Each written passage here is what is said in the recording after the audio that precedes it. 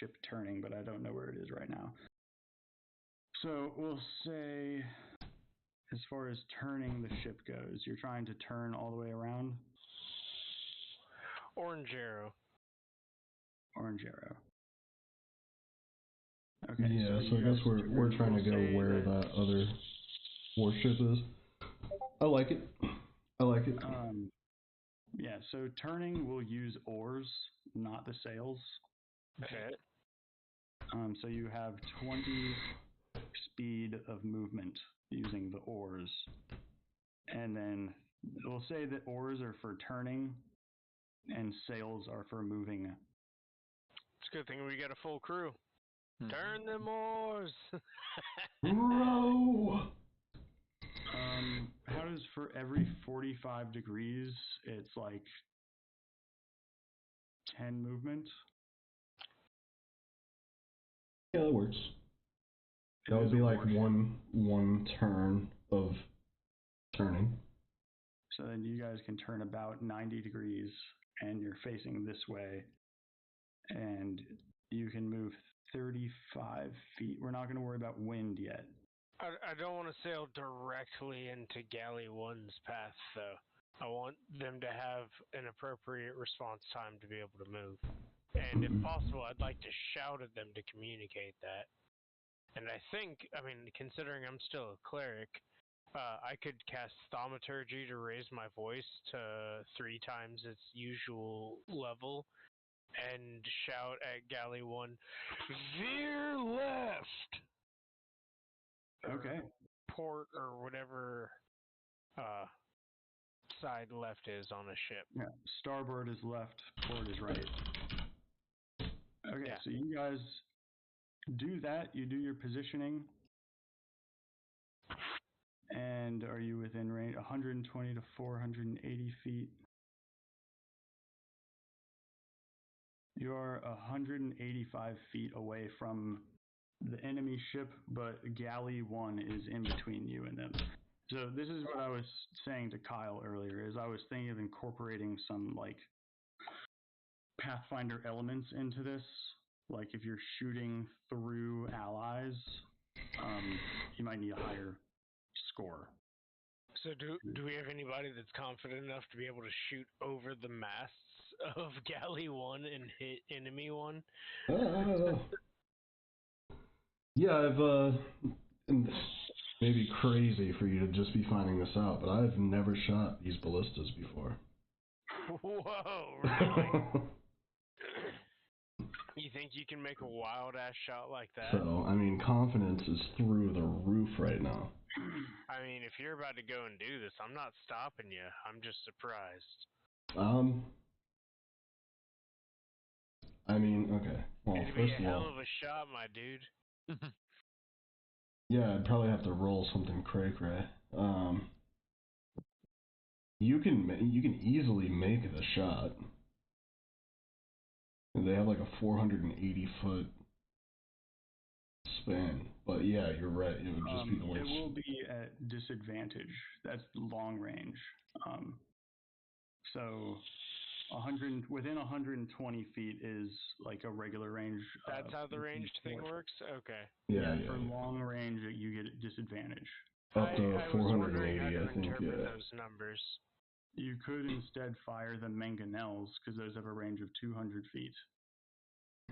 I don't even know what a mangonel is, but fuck yeah, dude, sign me up. Let's go. It's catapult that hurls heavy projectiles in a high arc. Which targets behind cover being our ally. It's gotta be loaded and aimed, takes 2 actions to load, 2 actions to aim, and an action to fire. We got enough guys to cover all those actions. Hurls a heavy stone. It's gonna do, 5d10 damage if we hit. Let's fucking hurl a rocket then, bitches. Yeah, dude. I'm ready to start damaging motherfuckers. 3 actions, y'all have taken 1 action. So. Say again? I said on its turn, a warship can take 3 actions, and y'all have taken 1 action to move. So you have 2 left. You could load and fire the mangonels. That's what I would like to do. I agree. Shoot them bitches! Yep. Is what the captain shouts. Hell yeah. And I fucking... You know what to do. I put a stone in that bitch, and I fucking fire. Alright. Who gets to roll? I mean, if he's firing, does he get to roll for the attack? Because he should. How does that work? Does he use his dexterity, or does the mangonel have a dexterity? Sorry. All good questions. The mangonel, I think, has its own. Because it's got like +5 to hit. So all I have to go off of so far is, as an action, captain, first mate, or bosun directs the crew's firing, aiding in aiming one of the ships. Select one of the ship's weapons that's within 10. It gains advantage on the next attack roll it makes before the end of the ship's next turn. Oh, okay. Okay. Well, shit. Yeah, still... well, I guess we would use the mangonel's dexterity. As captain, can I... what's the term? Hold on. I'm sorry. One moment. No, I can't think of it. What's the word for giving a task to another person? Order? Delegating? No. Delegate? Delegate. Yes. Can I not delegate the task? You can. Okay, I delegate the task to Sanjina. Okay. What is the task? Rolling? Yeah, firing that fucking mangonel, my dude. Okay. What is it? I Just believe in you. 1d20 plus 5? Yeah, that's the stats of the mangonel, so yeah, 1d20 plus 5. Heard that. What just happened? Oh, fuck. It was a 17 plus 5. I just put an accidental extra... It's a double plus. Yeah. Hell yeah. Can we keep that, or... That's a 22, my dude. Yeah. So we add the 5 after we've actually determined the roll because of the plus plus. Yeah, I just accidentally put 17 2 pluses. and then we add plus 5. I'm programming for some reason, sorry. Yeah, if you had done plus 5, 17... I don't know. Alright, 22. I mean, in programming terms, it would be, if you did plus 5, it would have been like 17 times 6. Yeah. Alright. That's a good roll, my dude. Yeah, I like That's it. a good fucking roll. I think a 22. Hopefully we'll hit. We both rolled a 17 out the gate on this session. Yeah. This is going so well. It's such a good number. I love the number 17. Hell yeah. 1, 2, 3, 4, 5, 6, 7. Kyle, I hope you know we're counting on you. No any- pressure, no jinx, knock on wood. Is there any part of the ship that you are aiming at? Brandon, you aiming at the mast? What you aiming at?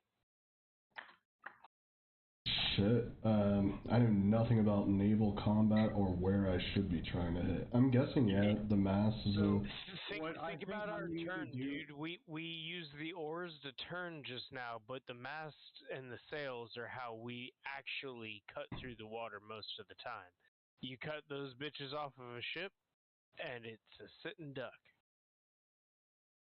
Well, yeah, for sure, obviously, but my question is, like, how relevant is that now when we could just be doing straight up hull damage? Hull damage if we want to take the ship? Are we actually going to try and steal the ship? Okay, I'm going... Was that not y'all's idea? Well, I mean, if we leave it without a way to fucking sail, it's still not going to be a great idea to try and do that, you know? But if we shoot the hull, the ship will no longer be useful to anyone. So, Yeah. Smitty, I think, was on this ship. And, Oh, really? Yeah. Smitty's on Galley 1! I love it. Okay. Smitty's on Galley 1. So did he hear me then? When I shouted? He heard you. He's gonna go hard starboard. But he also, at the start of the fight, he wanted to communicate. Hey, don't aim for the sails. And Okay, then we'll take that's out the crew. That's what I'm gonna try and do then. I'm gonna aim for the sails. That's a good idea. And if my thaumaturgy still in effect, I respond, fucking bet. And if not, I still respond at the top of my lungs, fucking bet. Okay, so Nice. you aim for the sails with the mangonel. The Roll, sails, I shout. and you got a 22, so roll for damage. What is the damage? I don't have the stat block It's in gonna me be now. 5d10, my dude. Holy Yeah, it's shit. 5d10. Ooh, let's go. Yeah. Okay, not bad, not bad. Alright. Okay. We'll take that. 24 damage to the sails. Kaplow. Very nice. And sails only have 100 HP. It's But yeah, about a doing quarter of damage to the itself. sails, that ship will have minus 10 feet of speed per 25 damage taken. So Okay. We're not one damage away. Almost speed reduced. So And- alright, how do the actions work? You said each, the captain, first mate, and bosun have a certain number of actions. Can we fire multiple ballista, multiple mangonels? The ship gets 3 actions Yeah, on its turn. You used 1 action for moving, and then loading and firing a mangonel takes 2 actions. yeah. So, anybody on a ship, from what I hear, is that you have 3 total actions. Anybody on the ship can take an action, but those 3 that you just mentioned, Darren, have special actions that they can take. Actually, do the reading it special again, it actions work? seems like mangonel takes 2 actions to load, 2 actions to aim, and 1 action to fire it. Right, but we have 40 You have a whole crew, crew. or Yeah. 43 crew, or more, or whatever the fucking number we have is. like so 23. No? Yeah, you have 23. 23. You have 20. Between 21 and 23 regular crew, and then you have 4 officers.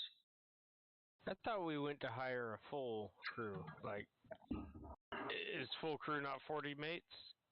That is full, yeah. Full, did not full get crew is 40. You didn't get 40. Fuck it, we'll have to pick some more up as we go. You Yeah. only need Opportunity a minimum. for cool new of- guys. You need a minimum of 20 crew to be able to take all of your actions. Hey, I know we're in the middle of combat, guys, but do you agree with picking up some more fucking sailors as we go? Yeah, that's cool. Yeah, of So course. part of the plan, part of it, that what was outlined in the mission outline was going to Kudra to get more crew. Okay. That's exactly what we're trying to do. So we've got a plan. Because there's not Continue that with shooting many- down enemy 1. Does that, since it takes 84 and a half actions to shoot the mangonel, did that one not count? No, I'm just gonna say that because you have so many crew members. Yeah, so each of firing them the have an mangonel- action. Yeah, Okay. like firing the mangonel will cost 2 actions. Firing a ballista will be 1 action. Alright, As far Okay. as ship actions go. 5 actions I is thought it was 5 ridiculous. actions.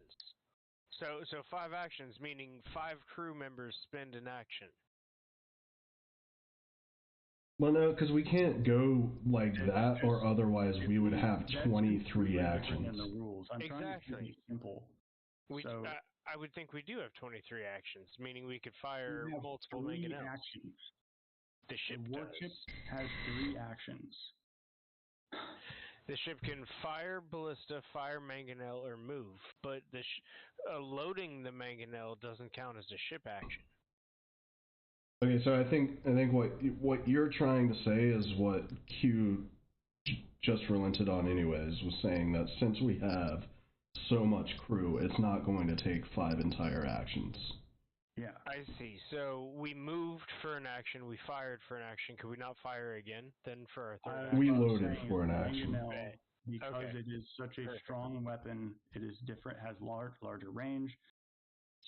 Aiming and firing, loading, aiming and firing the mangonel will cost 2 ship actions, whereas a ballista will be 1 ship action. And I like that.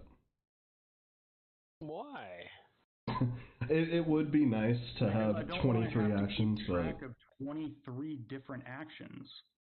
You don't, but we can. I mean, if we move on a turn, then we can fire ballista twice or mangonel twice or one of each.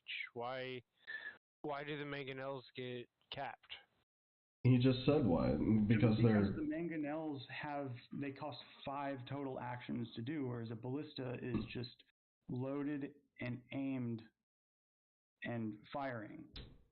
So a ballista is 3 regular actions. A mangonel is 5 regular actions. I think it just makes it simpler and easier to just have, because mangonels are the stronger weapon. Okay, I hear you. I see you. Even still, so 5 actions. We got 23 crew members. That means 10 crew members commit their actions, and we can fire mangonel twice. We still have 13 crew members running the other functions of the ship. I don't want to do that. I think you'd be simplifying it. Think about it like this too, Darren. Think about it like this too. I'm willing to be convinced, and I'm sorry for arguing. I just want to have a good reason why. We just had a bunch of people down below deck rowing the boat. How they're not going to run up there in a single action and shoot a ballista. Right, but we got 13 crew members that could be accounted for in being among those that are rowing the oars, while still having 10 to commit to manning the mangonels. So do you want me to, on every single ship, to take account of all of their crew actions? We have 5 ships on the thing right now. That would be over 100 actions for me to have to keep track of. All right, here's what I'm saying. No, other way around. I'm not saying to keep track of crew actions. I'm saying that a ship needs to have sufficient crew to be able to perform its actions. Yes, and for example, for that. If there were 5 of us on the ship, then you only get 2 actions. If you have less than 10 people, you only have 1 action as a ship. But with 20 people, we're supposed to be able to have a full crew, be able to have full actions on the ship. That's what I thought. The full actions is 3 ship actions, which you have done. And it says that firing mangonels is 1 ship action. The firing of it is 1, but loading it is the other one. Right, and my argument is that as long as you've got the crew to load it, then that should be negligible for ship actions, and you should be able to fire mangonels a second time. I don't think so, because even still, like, a turn is still 6 seconds. You're not going to be able to fire a catapult and then do we have 1 mangonel, or do also, we have 2? Darren, I'm on his side for this because I want this to actually be a challenge. I don't want to be OP. I get that too, but we're also establishing a precedent. Like, does our ship have 1 mangonel? Does it have 2? How many mangonels are on the ship? I mean, if we have 2, could we not fire both? Okay. Yeah, it says on the warship stats there's a 2 next to ballista and next to mangonels. Okay. So you have 2. The ship action to fire each of them once, and then the crew actions are spent reloading them. Sure.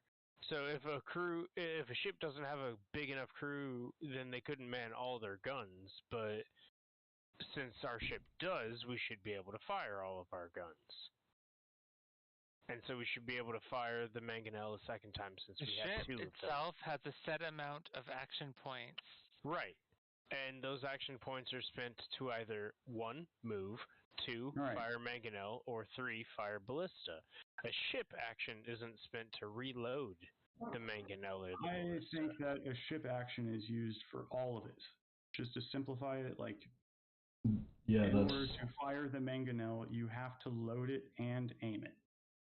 That is part of, like, you're commanding your crew to do it. It's a ship action. Okay. If you, like, I understand your thing that there's 2 mangonels.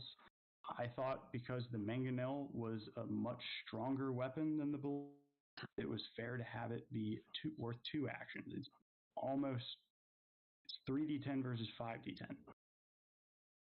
It's almost double, but you get longer range. It has a utility in that makes it worth 2 actions. If you guys really don't agree, I guess I'm fine with having it. You can choose between firing ballistas or mangonels, but then you're always going to fire the mangonels. Hey, check that link I found. No, if they're closer, we fire the ballista. Yeah, I mean, yeah, you can't target anything within 60 feet of the mangonel. Yeah, I would say if it's too close with the mangonel. I still agree with you, Q, actually, but I'd say if it's too close. Yeah, no, I'm sorry. Brandon, hold on. I want Brandon to say his piece. I'm sorry for interrupting him. But Quentin, thank you. I hear you and I see why you're saying what you're saying. Brandon, what was your take on it, man? I'm sorry. My take on it is that I just want things to be fucking simple, and it is much more simple if we just use ship actions and not be, you know, calculating in the rest of the crew. But also, my biggest piece of this is I'm with Q on the fact that I don't want to be OP. I want to still have a challenge. It's just not fun when there's no challenge. I feel that. I'm looking at PDF. Pretty good. I think that's one of the ones that I had found. Kyle, what was your? I just found a PDF and I just dropped it in. Page 9 seems relevant. This is the one that I was looking for in my So file. each turn, a character may spend their action to claim any available action stations detailed below. I like this one. Yeah. Is this the 508 upvoted Reddit post, Slim Thrones Yes, it's the Guide same to Naval one Combat? from the link. I just found the PDF. It's the same thing as the link. Okay, yeah, and this is a fucking official book too, so. I don't know if it's official. It's just one guy. Oh. Yeah, this is a homebrew, but I like it. I like either way, it's well illustrated. Like they textured the pages. I legitimately thought that it was an official one because of the illustration. Yeah, I would have accepted it. Okay, so are we okay? We can do it like this. The crew shooting the mangonels 2 actions, or do we want it to be 1 action? I kind of like 2 actions. Okay. If I get outvoted, I'm fine with it. It just makes sense. Boulder. Yeah, it just makes sense to me that like we could feasibly have 10 guys on the deck loading and aiming a fucking catapult. I don't know while still having 13 guys to row the ship. Think about it like this. You have 2 mangonels and 2 ballistas. When you are going and firing it, you're firing one, and then during the next turn, your crew is reloading it. This is 4 actions that they have to do to reload it in that meantime. And then on the next turn, you can fire the other mangonel that was ready. And then every turn, you'll be able to fire 1 mangonel. And if you're not moving, you may be able to fire 2 or fire a mangonel and a ballista. Okay, I'm sorry for being obstinate and stubborn here. I really am. But isn't that the whole point of having hired a full crew? We've got over 20 guys, which means our crew actions should be able to load both.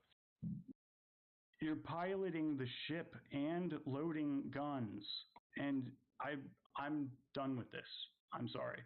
That's fine. I'm just going to say mangonel is 2 actions, 2 ship actions. Fine. In the meantime, on the in between turns, your crew is going to be trying to reload it. Sounds good. All right. Awesome. I'm sorry that I had to do that. Galley 1, turning 90 degrees.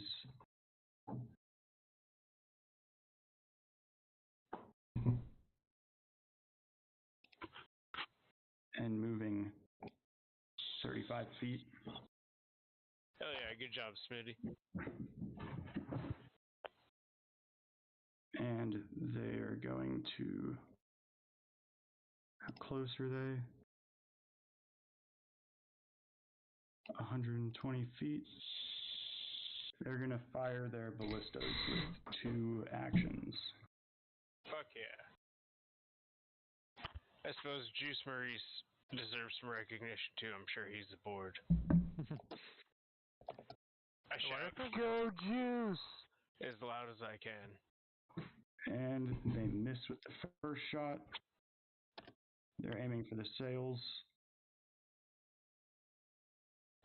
Hey, they understood that without us telling them.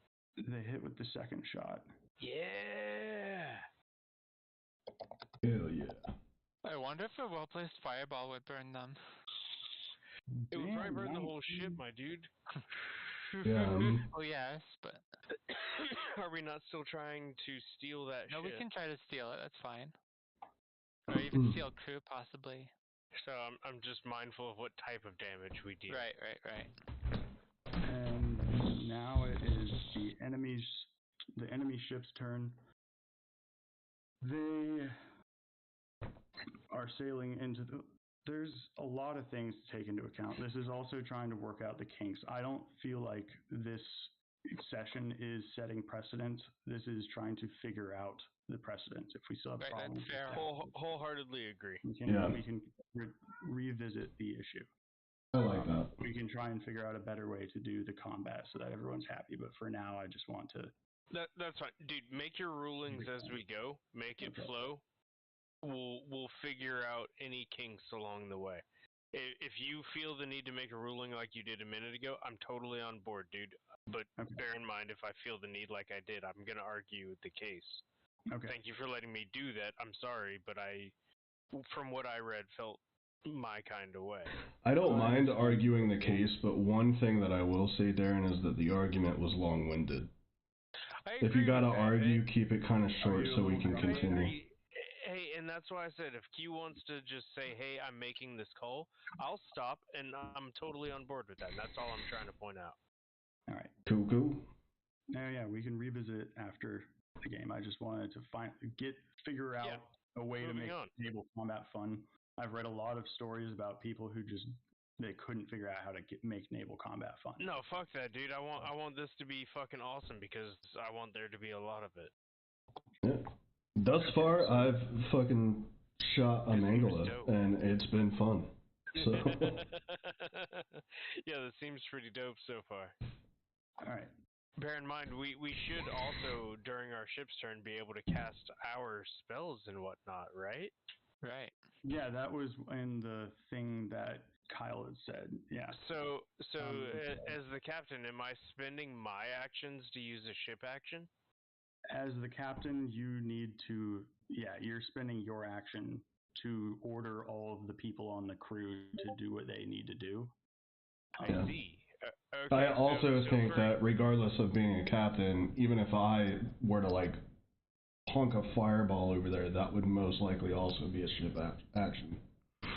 I don't think that's a ship action, but like, so we're limited by the positions, right? So first mate, captain, and bosun each get to command the ship to do a thing. So Quentin, correct me if I'm wrong, but the ship gets 3 actions, so each one of us gets to choose one of those. In a sense. In a sense, sure. Like the captain could command all 3, or the bosun, if put in a position, could command all 3, or whatever it is. Yeah, or you do 2 and the bosun does 1. The captain will spend their turn commanding the ship actions, and if you want, like that's your main action probably, and your movements. If we can figure out a way that you could maybe cast a spell at the same time. Yeah, that's what I'm asking. Like, does the bosun, captain, and first mate get limited to using ship actions and not being able to use personal actions? Because, like, could I also cast a spell now is what I'm getting at. I think, sure. Yeah, each person can spend, unless you're busy helping, like, manning the weapons or the oars or navigating, then each person on the ship can take each person in the party who's on the ship can take a regular action. So that would mean since Brandon manned helped with firing that fucking beautifully aimed giant rock, Kyle and I didn't, and we could feasibly do a thing? No, you directed the ship. Yeah, you directed the ship. Okay, so Kyle could do a thing, though. Yeah, Kyle could do a thing. Kyle, you got anything that's got super awesome range? Hypnotic pattern could distract them, but that's 120 feet, and we are... They're a little further They're a little farther than that, yeah. No. So, I mean, you could make a pattern, but who knows? if it Fireball works. is 150, but we don't want to burn them. Okay. So Worth checking, though, and also determining how turn order works with crew versus ship. No, that's fair. okay, Because so I feel like on the ship's turn, the crew should also get a turn. No? the enemy ship moved a little bit forward because of its momentum, and then it fired 2 ballistas and 1 mangonel at the warship. I think it could fire a mangonel. That is. Hardly. Part of the ship is within 60 feet, so it could fire it at the far end. It was aiming at the hulls. Only one of them hit though, and it was did 22 damage to the ship hull on warship 1. And the enemy warship. Now it is Galley 2's turn. That's the one with the fishman. Does Warship 1 then just have a random goat on it? Yes. Yeah, war goat. Okay. You stay. That's 90. Stay on this ship, goddammit. That goat's probably freaking the fuck out right now. Don't make me order you below deck. Galley 2 has turned. I see you eyeballing that goat. I Misty step over there real quick. You do not. Somebody And make sure he keeps his hands moving on those shooting a cannons. ballista at disadvantage, and it hits, aiming for the sails. Spend a bonus action putting this motherfucker in line. And then does 10 damage. We will not have a piss incident at sea. I swear. Yeah, I don't think we're bound to any laws on open ship. I don't That's very care. I true. don't want Maritime law. I don't want our first voyage at sea tainted by piss. Too late, Misty stepped. Warship 1 is staying next to enemy 1, and they are going to fire. I need to figure out a hard cut rule for like momentum. Yeah. Because a ship just can't stop and turn on a dime. Agreed. This is very true. So they're just keeping track. That doesn't count as movement because they were already moving that way. But say like if you're moving with the sails, then that doesn't cost an action unless you do full speed ahead. Makes sense. And doesn't full speed ahead mean like I roll a d6 and we multiply that by 5 and add it to our movement speed? Yeah, that's a whole thing. Yeah. Yeah, is that roll not what? d6 multiplied by 5, add it to the ship speed. Yeah, it's the whole thing, right? That's full speed ahead, right? Yeah. Or so is that using the ship's move, or does just generally commanding the movement of the ship count as an action? I was saying that commanding the ship to turn and change course is an action. Okay. If you're just going to continue in a straight line, that's not an action. Okay. DBF mentions sailing dice. Most action stations allow each character to add a d4 sailing die to one of the ship's checks. What is that?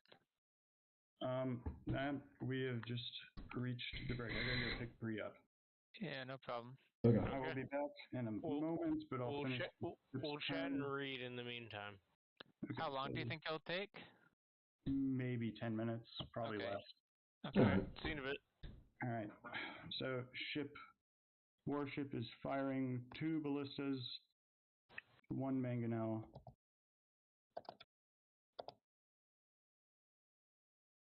All 3 of them hit. Roll 3d10. Hey Kyle. 3d10. Yeah. Actually, Why didn't the photon pack a suitcase? Why? Because it was traveling. It's traveling light, yes. That's why I asked Kyle, Brandon. Hey, I legitimately, Yeah, I didn't look that up. Okay, that. I know. I'm glad you know it though. You're like, hey, wait, no, hold on a minute. I got this. That's great. So there are literally like the third page. These pages aren't numbered, but there is yeah, right here. It's combat rounds step by step. For ships? Yep.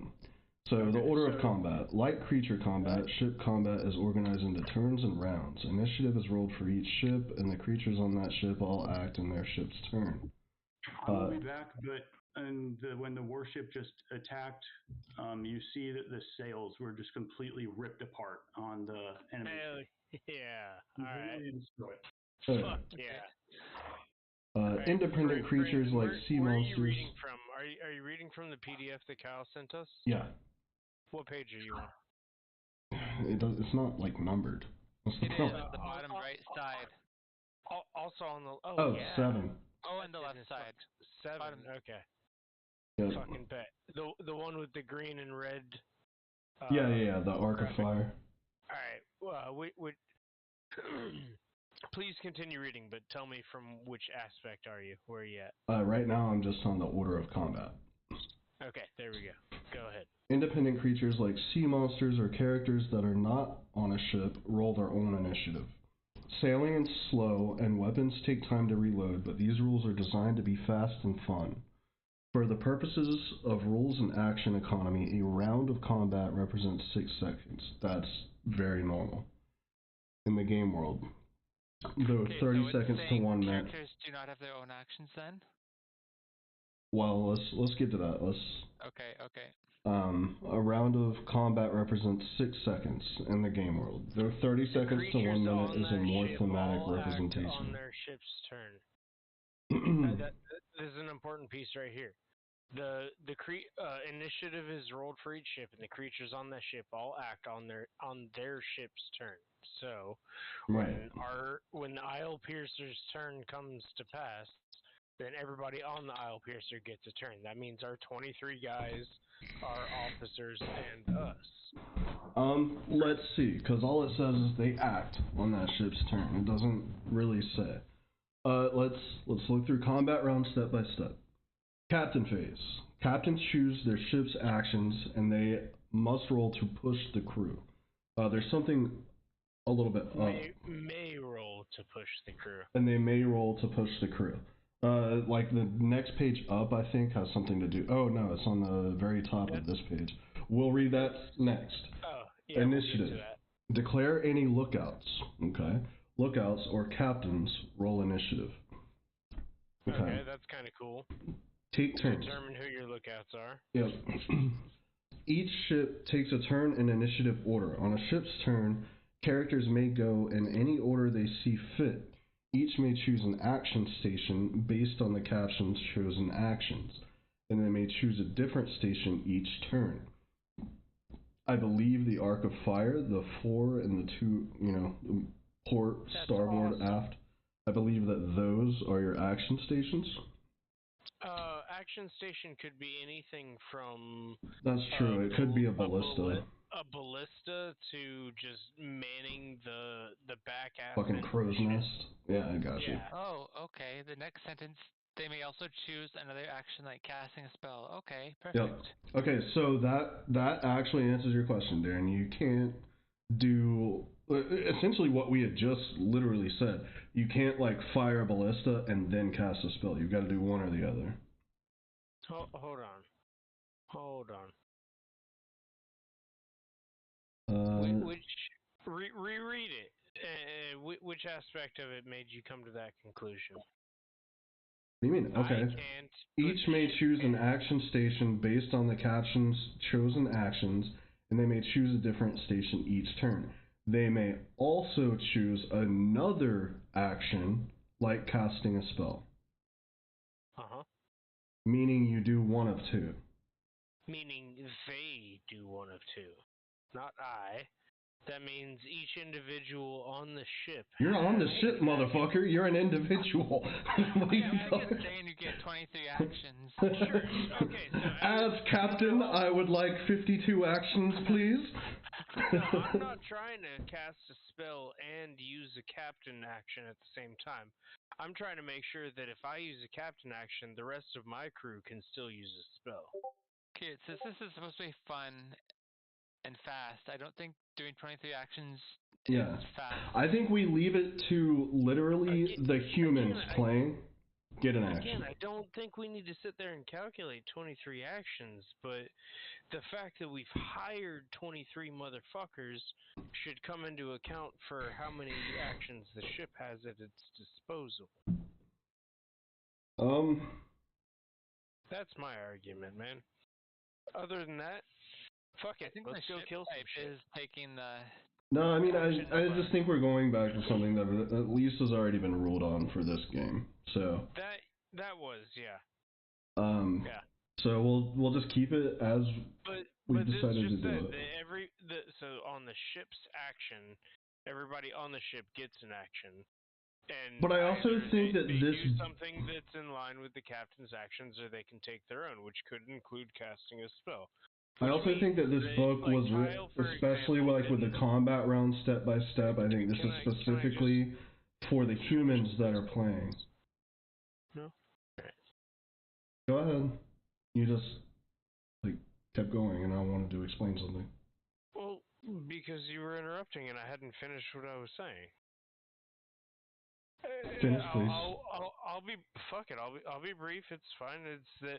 So, I called an action as the captain. You, as an action, fired the ballista, but Kyle hadn't done anything. So all I was trying to argue is that Kyle, if he had something with the range to do it, should have had the opportunity to do something of his choosing. Yeah, I think that makes sense. I agree with that, and that's exactly what we just read too. All of the that's what I was explaining to you when I interrupted you.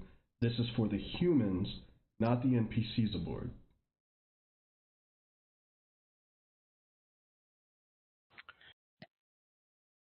Okay, so on one hand, you're agreeing with me. Awesome. On the other hand, the argument still stands against my opinion when it comes to the Mangala, whatever they're calling catapults. Yeah. Yeah. Fine. No worries. Yep. And I mean, we can decide against that later, but I just, thought for the brevity's sake and keep it I'm in. not too fussed about it. If we want to rule that the catapult's a two ship action thing, then so be it. Yeah. But anyways, yeah, I do agree that at the very least, when it's the ship's turn, all the humans aboard should take a turn in whatever order. Yeah. And that's literally what it says here, no? Yeah. Yep. And it can be something like loading the Mangala or whatever, and then Kyle fires it or whatever. But right, if you filled your ship in... Alright, I'm going to make an argument. I will say this. If you load your ship with spellcasters, and they, on their turn, could all cast a spell and target the enemy ship, well, if you wanted your ship to do something like turn or fire one of the ship weapons, you would have to take some of your spellcasters off spellcasting to actually perform the maneuvers on the ship, which would mean you could cast that many fewer spells. But you could still end up casting 10, fireball spells, because Kyle says they got, 150 range, so they could reach, so they're potentially useful in cannon scale combat. Fuck yeah, let's go. Yeah, everybody on my ship knows fireball and casts it against the enemy. Oh, wow. Everybody that's not crucial to the ship functions, and that ends up being how many people? I don't know. So why could those people not then be committed to loading and aiming the catapult? That's my argument. I don't think that they could all do fireball either. I get what you're saying, because logically it does make sense. Level 2 or level 3 wizard adventurers. No, I get what, logically it does make sense. But at the end of the day, what you are saying makes us OP as fuck. And you have to see that. Quentin will then make it harder for us. I Do you mean, think San Gina would agree with me on Misty stepping over to the enemy ship? there's really nothing we in my took the background sails that would out. make me disagree. We took the sails out. There's nothing stopping you. Yeah. Well, it just depends if he'd want to, like, maybe take the crew or... Well, we can't really use... We might be able to repair the sails, so we could either take the crew or the ship. Yeah. Yeah, I mean, I'd be down. I think Q's gonna, like, throw a fucking rock in that cog, though, if we try to actually take the ship. But Well, we we can could maybe try. take their crew. I don't think he'd argue against buying their loyalty. What do you think? You think we can get away with it one way or another? Oh, man. I don't know if I I want think to... taking the ship would be a harder ask. I mean, We don't even know anything about this crew, though, is the thing. What Like, if we don't we- even know their stat blocks or anything. They could be shit. what if we executed the entire crew and then just took the ship? I think Wait, that's what Kyle was saying. It's going to be a little bit harder of an ask on the DM. So would throwing a fireball at them be the equivalent of that scene where Yeah, Indiana Jones shoots the guy? But a fireball burns the ship, and then Right. we've got no ship to salvage. You're right. But Yeah. it is an option. I think Do you not salvaging a have ship would be Do you not a have a pretty easy similar ask. spell like Shatter? I could cast Shatter and fuck up. I a have bunch of nothing but people. just straight up destructive spells, to be honest. I might be able to get away with like I an have innervation. hypnotic pattern, so that will distract them for a turn. All right, let's read about the captain's phase, because this one will be something okay. you need to know about, Darren. Okay. Captain's phase. During this phase, each ship's captain decides what actions the ship will take. Each ship has a set number of action points, and the captain can spend any of these to assign actions for the characters and crew on board to carry out later in the turn. Any actions not carried out by the characters will be rolled by the captain. Okay. So that accounts for the 3 actions that I have as captain of a warship, Yeah. which are move, fire ballista, and fire catapult. Yeah. And okay, so that would make sense. Any actions not carried out by other characters will be rolled by the captain. So essentially, you're rolling for the crew. It's just like yeah, if there's not a crewmate that can fill the role, then I roll in their stead. Yep. All right, so Like, let's we learn don't have about. a human player. Yep, let's learn Wait, about y'all pushing figure it the out? crew. We've literally read half of one page. I want to get through this page, if you don't mind, Q, though, because this is really all about combat. So you're I at don't- push I the don't crew. Yep. On pushing the crew. During a time of need, the captain may decide to push the crew to their limits. If the captain makes a successful intimidation or persuasion check, the ship gains 1 extra action point this turn, but loses 1 action point next turn. The captain cannot push the crew if they succeed in doing PDF so I the found. previous round. Page 7. Okay. Holy shit, that's wild. That's actually a really cool mechanic too. I like I that. don't really want to use that though. I mean, it could be a has good it has final push, strengths and possibly. advantages though, right? Like if you're if you think the enemy ship is literally about to sink in 1 action, just be like, I'm pushing you, motherfuckers. I mean, it gets us like 1 extra ballista shot Yeah, because all it gives us is 1 extra ship action, right? yeah, It's 2 ship actions to use the Mangrel or whatever catapult's called. yep, So it's if I That think could 1 deal more the ballista Final shot blow, yeah. yep. kills the ship, then sure, but So initiative phase. Initiative is re-rolled each round of combat. After all captains have decided their ship's actions for the turn, each ship rolls a d20 and adds its dex modifier. This roll is made by the captain unless the ship has a lookout. See the section on action stations. Do you really want to reroll initiative every turn? I don't. No, fuck no, I don't want to do that, to be honest. Yeah, what But benefit would that be? I think what he means by each round of combat is like each combat encounter. Oh, okay. That mean No, I think that means like in ship combat, ship order changes I each see round. no benefit of that though. I don't see any benefit of that either. It's just more time. You're pointing out this is a home rule. Fair. Yeah. A ship's turn. On a ship's turn, the pilot or captain may move a distance up to the ship's speed and make 2 rotations. The characters may take any actions that the captain chose at the beginning of the round, plus any other action like the bosun's raise morale ability or casting a spell. Okay, well, shit, there you go.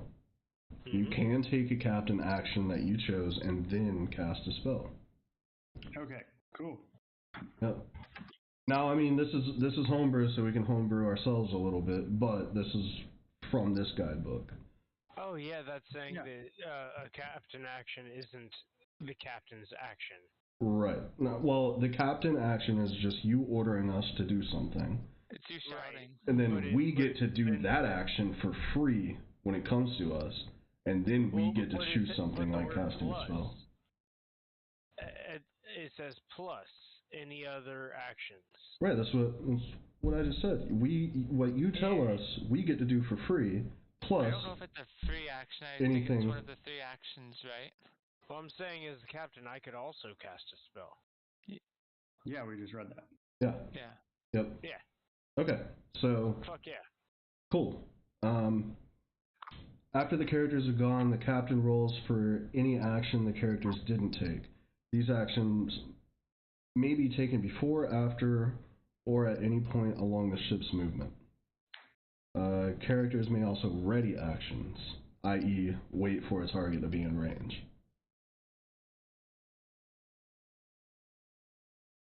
Okay. Okay, I think that paragraph is like super important, for sure. That was. So, yes. So, like, for instance, if you were to say, Darren, Sanjina, fire the ballista, then essentially, once it gets up to my ship's turn, or our ship's turn, I fire the ballista and then say maybe I could throw a fireball. Sure. Absolutely. Yep. That is also my interpretation. Yep. And then as captain, you get to ready up to 3 of those. I could say, Sanjina, send them or fire the ballista their way, and then I could cast aid on you. Yeah. Yeah. Now, I don't really get what it means by 2 rotations. But I'm just using that as an example. Crew rotations?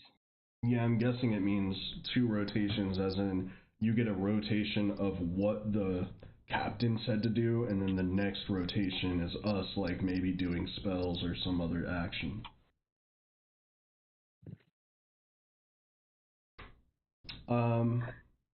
And then on the top of the second page, and we can stop after this, but actually I do want to read about what lookouts are.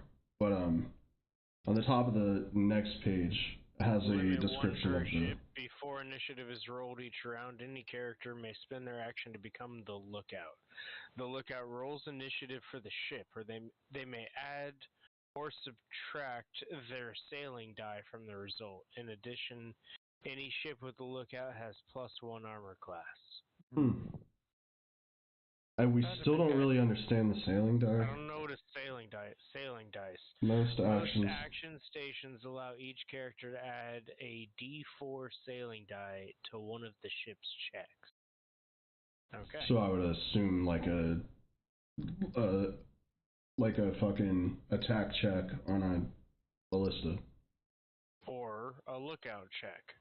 Okay, yeah. Yeah, if you go and man the gunner stations, then you can add a sailing dice. Yep. We also have a bosun, and our bosun has the raise morale ability. Sure does. He's kind of a badass. Choose one of the following. Give all the ship's attacks and skill checks +1 this turn, or temporarily remove the stress condition from the ship for 1 turn. That's when a ship has less than half of its starting hit points. And I believe that does not take one of the 3 actions it said earlier. Yeah. Okay. So I mean that gives us a starting point on how to do this. I think we're all gonna have to read probably this whole entire chapter at some point. Yeah. And yeah, I had found this before, and I really liked it. I thought that I meant to share it with you guys, but I might not have. It is really good. You did not. I like some of the homebrew stuff for the ships because Ghost of Saltmarsh is very dry. Well, it just doesn't go into the detail that I want with how actual ship combat works.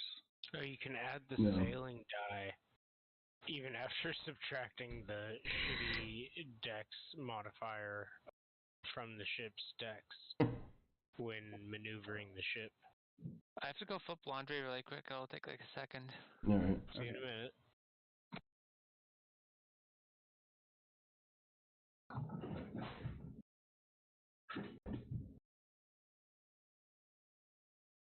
Okay.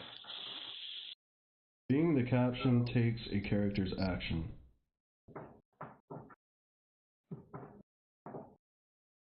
So it seems like there is a bit of a trade-off of being a captain.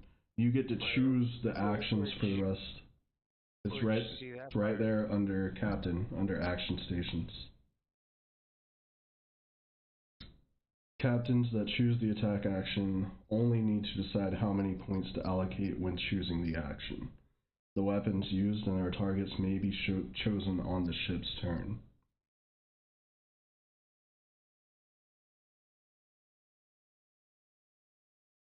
But that's not going to be very fun for you if you don't get to do any type of legitimate action. That doesn't restrict my character from performing individual character actions.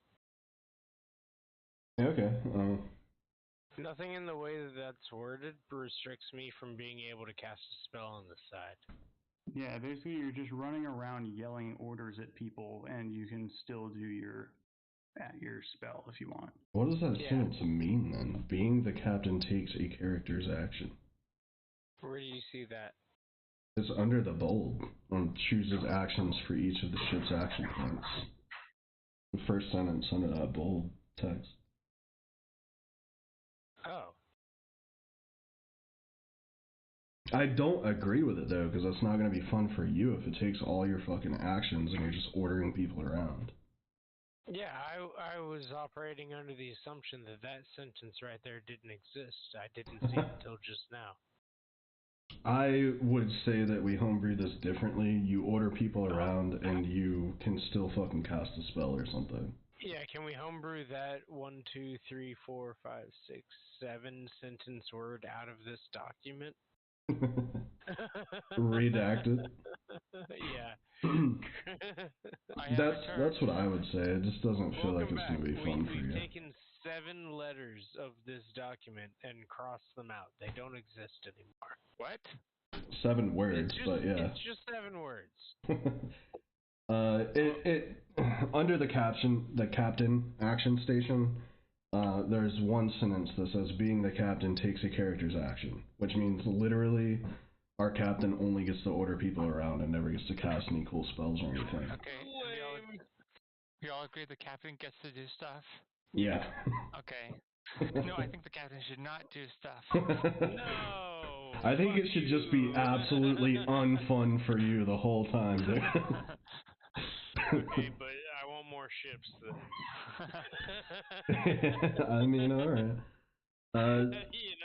The pilot moves the ship's token and makes the roll if the ship is attempting to come about. Don't even know what that is. Using the ship's decks and adding their sailing die. The pilot also makes any checks required to navigate terrain or obstacles. Sounds like the first mate. That's what I'm thinking, yeah. I mean, the pilot is literally the one who sails the ship. The captain gives the commands. Gunners choose weapons and targets and roll any attacks using the ship's skill. That's another thing. You can order us to like attack a ship, but like what gun or ballista we choose to use is actually up to us. Is what I read, what I was reading earlier. Okay. Is that right? Yeah. Fuck that guy up. Yeah. And again, this is what it says too. The gunners choose weapons and targets. I don't know about targets though. Like you should probably target for us. I don't know. So the captain can tell you what to target, but it's still your decision in the end. Yeah, that's true. I mean, I feel like I'm thinking of this as like old school British Navy, and I'm pretty sure choosing a different target would have been a pretty mutinous decision. That would be bad. Yeah. Yeah, but you guys are also a party. Yeah. I mean, So, like, each even one if of you you is shot him equal. down the other one, Yeah. it would be bad. So I'm gonna look at what the captain says as a very hard suggestion, but you don't always have to. You might not get fed as much that night, but you're not gonna get thrown overboard either. I just want to put it on record. I had nothing to do with this interpretation yet. I wholeheartedly endorse it. If there is more than one gunner, they take turns rolling attacks until there are no attacks left. We don't have a carpenter, nor do I think we even have gunners. Carpenter also covered by our bosun. Yeah. Oh, okay. And I would say the gunners would be like our regular like casual crew. Yeah. Yeah. Okay. The carpenter Unless rolls you to guys would repair. like to man a gun. Do what? Yeah, the regular crew is a gunner. Gotcha. I also think pilot is first mate. That's exactly what a pilot is. Yeah. What about rigger? The rigger rolls to go full sail using the ship's skill, adding their sailing die to the. Why do you even add that sentence, dude? Everybody adds a fucking sailing die to their result. For everything. If there are multiple those, check one to make the roll, but each may add their sailing die to the total.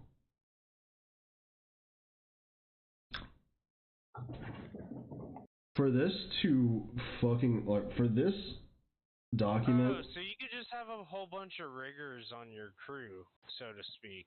Like Captain says, go full fucking bore, and then just a certain number of your crew operate as riggers. They climb up and do the fucking sail bullshit. Yeah, and they can all add a. For each of them, they add a sailing die. So however many of our crew we commit to fucking around with the sails, we get a sailing die for. For this document to mention sailing die, I think the explanation of sailing dies merits more than one fucking sentence. Yeah, right. Well, they do have a Because they full use it PDF everywhere. on their Patreon, and they want you to go pay and get the full one. So they're leaving stuff out. As one of the Patreon things, if you're a supporter, you get a full explanation on what the fuck this whole document means. Love it. All right, I think we've done all right at least for now. We probably maybe want to look at new conditions like stress and derelict, but I don't think we're there yet, so it would really warrant needing to check it. Only insofar as what we're doing to this target ship, Enemy 1. Yeah. So I think the way that it goes is we do like our combat round, and at the end of that combat round, you do your orders for the next turn. And then on that next turn, we all go to whatever stations we need to go to and do them. That sounds pretty cool. Like trying to predict a round ahead every round. Yeah, and it kind of makes sense too, right? Because I mean, on older ships, you didn't get to turn on a dime or anything, so. Yeah, no, I like that a lot. That's pretty neat. I mean, my arrows kind of was exactly that. No? Yeah. Yeah, absolutely. Okay, so as I'm seeing, I was reading through some stuff too. The helm is what turns the ship, and then on the ship's action, it can choose to either move with the sails or the oars. So you choose one of them. That makes sense. The oars would not be dependent on the wind direction, but you could go faster if you're using the sails and going into the wind. So, are we good? Yeah, I'm good. I don't want to hijack the whole session reading that document, but I think what we read was... What this session was for, was figuring out how to do this and make it... Yep. Yep. So, I think what we just read, this will actually be pretty fun. yeah. So Warship 1, they fire their weapons and they take out the sails of the enemy ship, and you hear yelling from both sides. Some more boisterous, happy yelling from Warship 1, and some "God damn it, what the fuck" from the enemy ship. And now it would be back to your turn, the Isle Piercer. All right. Aha! It's our turn again. Excellent. So I think for the start of this one, just do your actions, and then at the end of this combat round, yell out your actions for the next one. So everybody does their individual actions, and then I call out the actions for the ship? Well, no, because you didn't call out the actions for this round either. So I say call out the ship's actions, and then at the end of this, once we all get done, call out the actions for the next turn. Okay, so do last round and next round in one, kind of. Yeah. Pretend that you did the calls for this round last round, but... Okay, so we're using two of our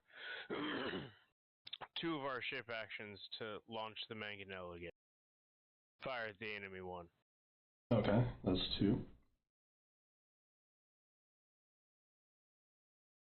We have one more, I think. If you want me to announce it now, then we move in a straightforwardly direction, like 35 feet? so. Okay.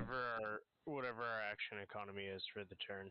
Yep. And I think as we're moving in that direction, we will load up and fucking fire. Yeah. And I'll let Kyle get the die for that one this time. Erica, I need you to fire that What is it? fucking mangonel. I can't remember what the hit die on it. If I recall, it's 1d20 plus 5. Yes, that is it. And then you can do the sailing dice if you want. Oh, am I not doing damage? Alright. Oh yeah, so does he get to add sailing dice? Yeah, 1d20 plus 9, then. What is the attack? The attack is 5d, or, no, I'm sorry, 1d20 plus 6. Plus 6? Okay. Well, so it's 1d20 plus 1d4. The mangonel is plus 5 to hit. Yep, Yeah, and then you can one- add your sailing die to that as well, which is a 1d4. So it's a 1d20 plus 5 plus 1d4. Yeah. Let's see. Oh, okay. Shit. Okay. Alright. I hope that You hits. hit it. What were you aiming for? How are their sails looking? Their sails are completely destroyed. Okay. I'm aiming for the hull. Okay. You hit the hull. And the damage is 5d10. 5d10? 50-10. 35. Damn. Hell yeah. Fuck yeah. Fucking hey, awesome he round, might not brother. have rolled a 17, but at least his roll had a 7. Alright. Yeah. After you do that, you hear Smitty yell, "Hey, watch out! Watch out for the hull! Don't hit that! We're gonna take this ship!" No, we're gonna take this ship. Uh-oh. Yeah, what No, the... you're not! The fuck? Smitty... You have one more movement and then the mangonel, so... Alright, if you guys are anywhere, you can do your personal actions if you're in range. I don't really know if I have any good action. Oh, let me see. Hold on. Okay, what's up? I'm gonna start. Sorry, I didn't mean to do that. I was just. No worries. I'm gonna start a tidal wave right here, and then that just goes this way throughout the ship. And so I'll just do that right there. Hey, do you still have that telepathy thing going? Yes. Yeah, we're still in Pocatocato. I confer with you guys that, hey, Smitty seems to think they're taking that ship for themselves. I don't enjoy that idea. So it's 30 feet long. There are 3 other ships. You guys don't realize, know how this works in Pocatocato, but whenever an enemy ship enters, everyone gets together to try and capture it, and then they bring it to Alabaster Jasper, and they give the people who helped take it down a small payment or a cut of the payment, but you're not A going to portion of the salvage. Yeah. Okay. You get a portion of the salvage for selling it back to Alabaster, who then has to repair it and stuff. Alright, so we just need to take credit for the kill. No. If you take credit for the kill, there's 3 other ships that will,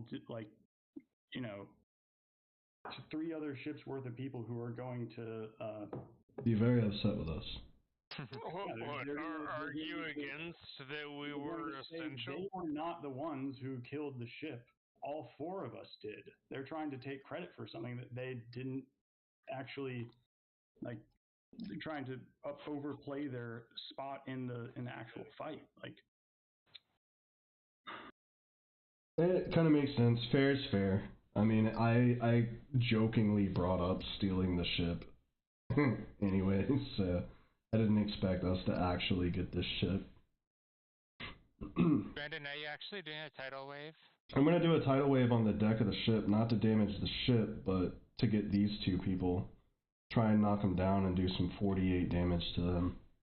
I could probably do a hypnotic pattern and try to distract them. That would cover the whole ship. Yeah. We can do a tidal wave too if you want. I mean, up to you. I was thinking probably within the next round or 2 we would be able to Misty Step in there and they would be knocked prone, but distraction is also... You know what? I will try a hypnotic pattern. I haven't done this yet, so that'll be cool. Yeah. So I create a twisting pattern of colors that weaves inside a 30-foot cube. All creatures who see it have to take a wisdom save. On a failed save, the creature becomes charmed for the duration. While they're charmed, the creature is incapacitated and has a speed of 0. Okay. What's the save? Is that my spell DC? Spell save DC? Should be. Yeah. 15, so they beat it. What the fuck?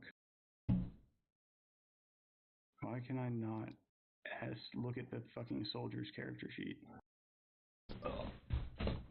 Be right back, boys. I got a tinkle.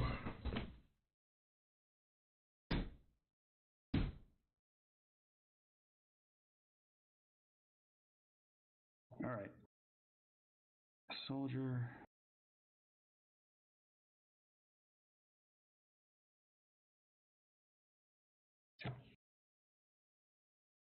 A wisdom save.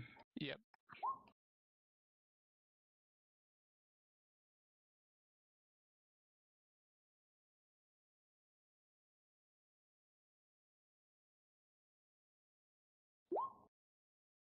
What's the DC? 15. So. Okay, so 2 of them fail. Okay. And they are now unable to take actions. Yep. It says they're charmed, and They have a speed of 0 and they're incapacitated, yes. Okay. You have done that. Cool. And you wanted to do a tidal wave, Brandon? Is that gonna fuck up their charm? I feel like if they get knocked prone with that. I don't think it'll impact the charm, but it might damage the boat or sink the boat, potentially.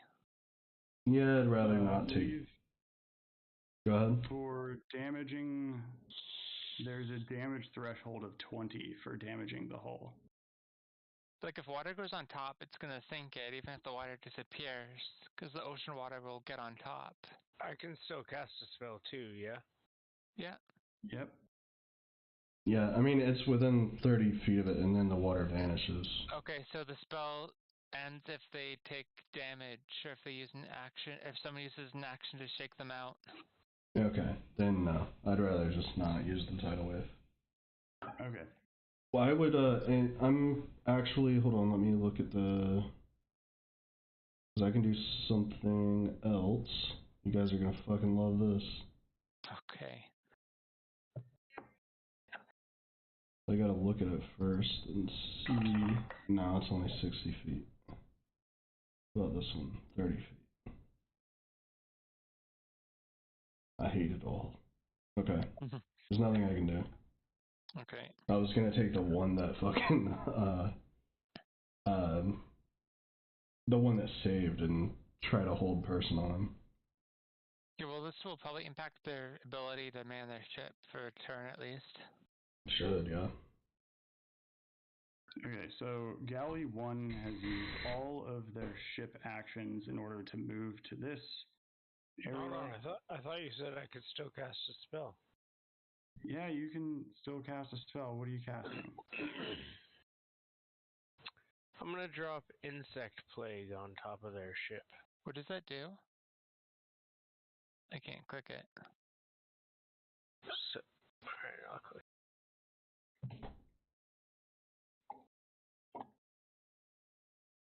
Yeah, something like that. Ooh. Okay. Each creature makes a Constitution saving throw. I was gonna undo my charm, but if you But want don't to. they have disadvantage? Because they're charmed? I I don't Don't know know. if disadvantage works like charm. What status effect? Yeah, they would. Oh. Well. Well, alright. Unless, so, hypnotic pattern. That'd be handy. Yeah. Literally give everything within a 30-foot cube disadvantage is pretty nice. Only 2 of the 3, but yeah. Yeah, 2 of the True. 3.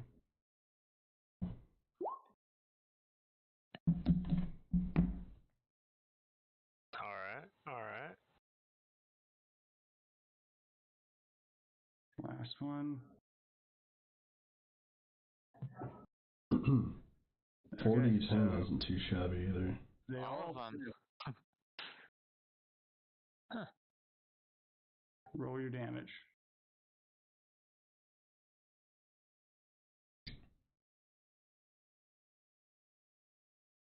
Ooh. Oof.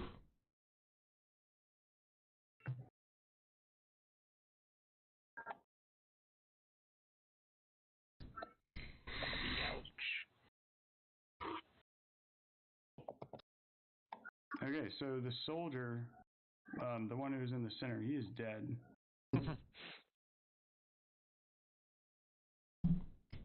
The other 2 are just badly hurt. And now it would be Galley 1's turn. And Galley 1 has... What's the distance between those? 15 feet? Yeah.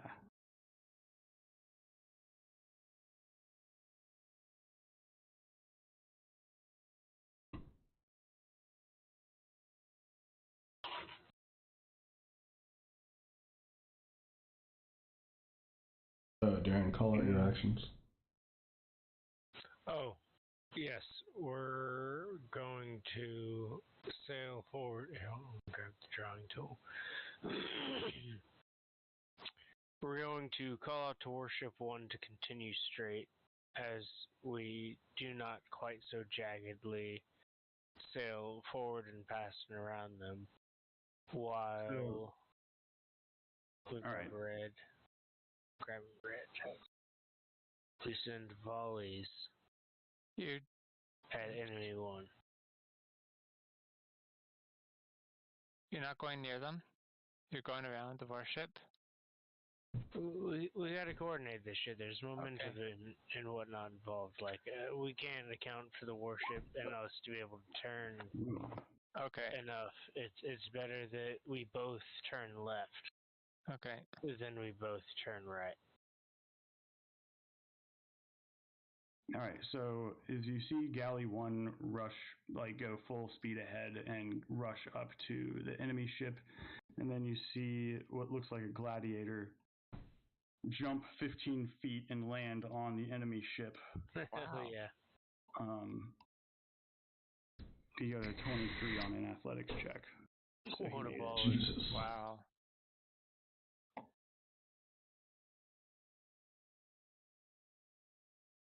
And he is going to make an attack with his spear, two-handed. You okay?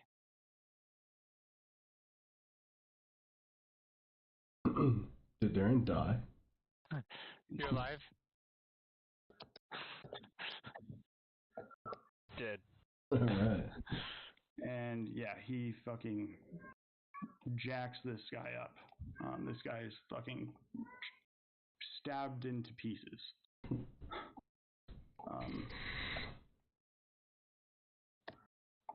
Hey, did the guy that jumped over there jump into the cloud of insects? Oof. Does the cloud of insects stay? Yeah, it's kind of a constant. Stays for 10 minutes. And anybody who enters it has Oh, god damn it. to... Motherfucking Smitty told you guys not to. Okay, like they were trying to take the ship. He specifically said don't damage the hull, and that's the whole reason that he did the insect plague was to not damage the We can hull. cast insects. Yeah, I'm keeping the ship intact and fucking the people You on board chose to up. jump into them. I didn't expect that. Well, he saves. You couldn't Alright. drop the... Do they take damage every turn? I don't think it's really gonna matter though. I think he just killed the last guy, so there's really not gonna be any more turns. Oh. He did actually save though, so it's no sweat. He's just an absolute fucking boss. I mean, he still has Does to he take take half of damage when 35. whenever He something takes hits half. it? Yeah. Okay, so then he Half what was the as damage much. again? It was 35. So Yeah, this is a new instance of the damage. all right. Roll again. You could drop concentration, I suppose. Oh, that's not too bad. All right, 7 or 8 damage. he takes 7 damage. No, 8 damage because I round up. It was worth it. And I eased up the insects in his general area as he landed on the ship. Focused him elsewhere, you know. Something coming. And then this archer is shooting 2 longbows attacks at this guy in the back here. 13 and an 11. You know the area is lightly obscured, yeah? The area is lightly obscured Yes. from your insects. Yes.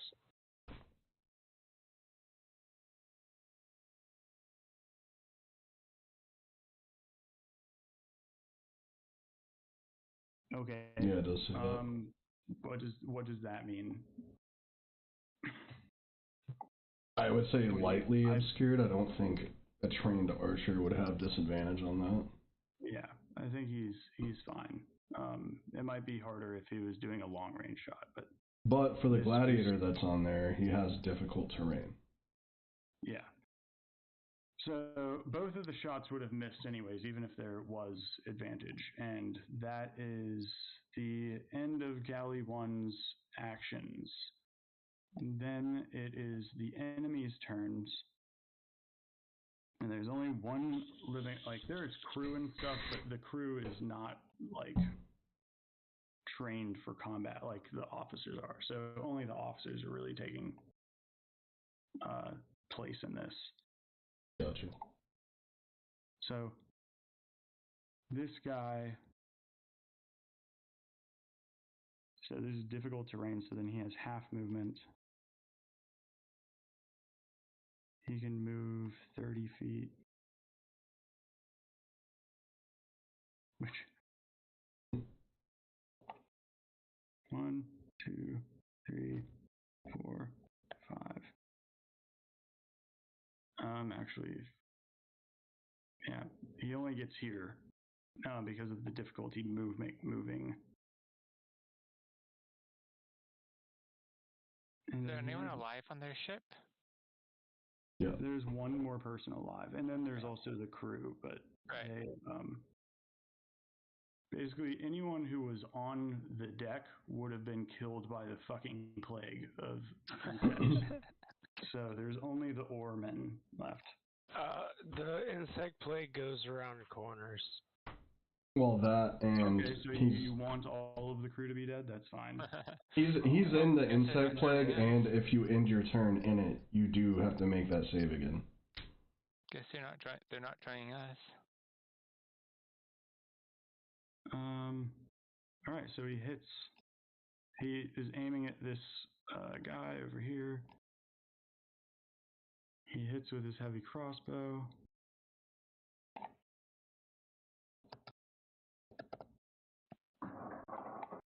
For 8 damage.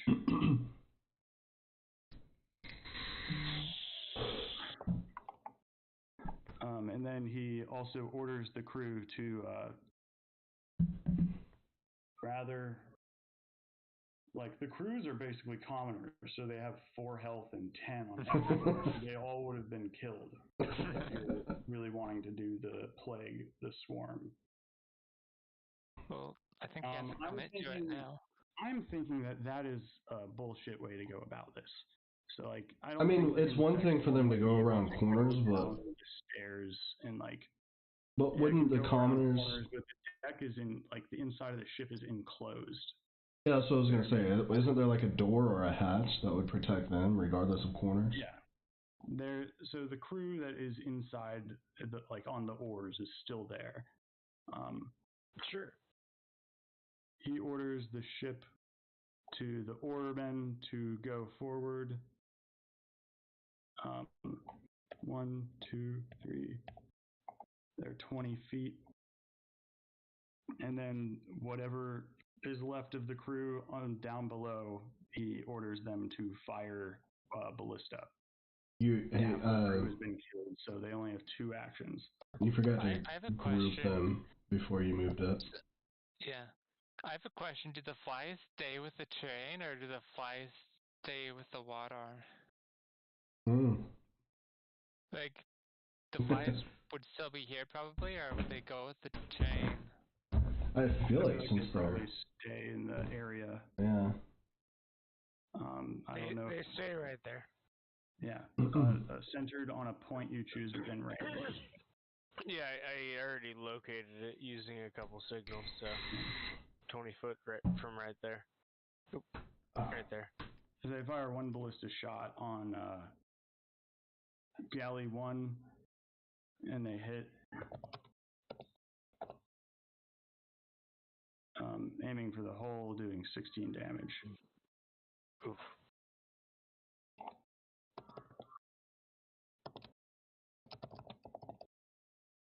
And that is all enemy 1 can do.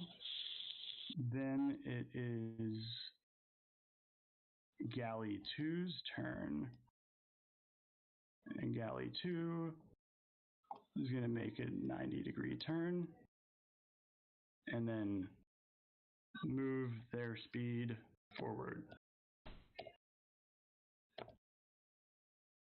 And then they'll fire. Actually, they're not even going to fire. They're just going to chill. They're saying, you hear the fish, the fruit man yelling, do not, it is not frozen. They do not damage the hole. And the guys on Warship 1 are like, yeah, we got you. We already took care of this. And then Warship 1 now goes, this archer is going to fire his longbow. Both of them are going to fire their longbows.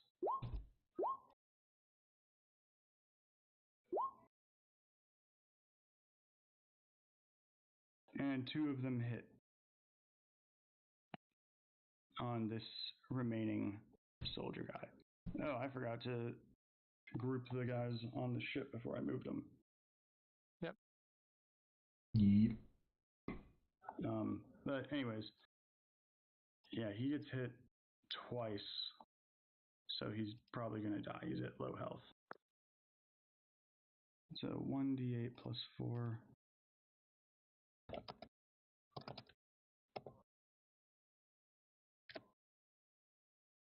8 and 8. He's actually very low health. Still not dead. But then another person on the big warship, they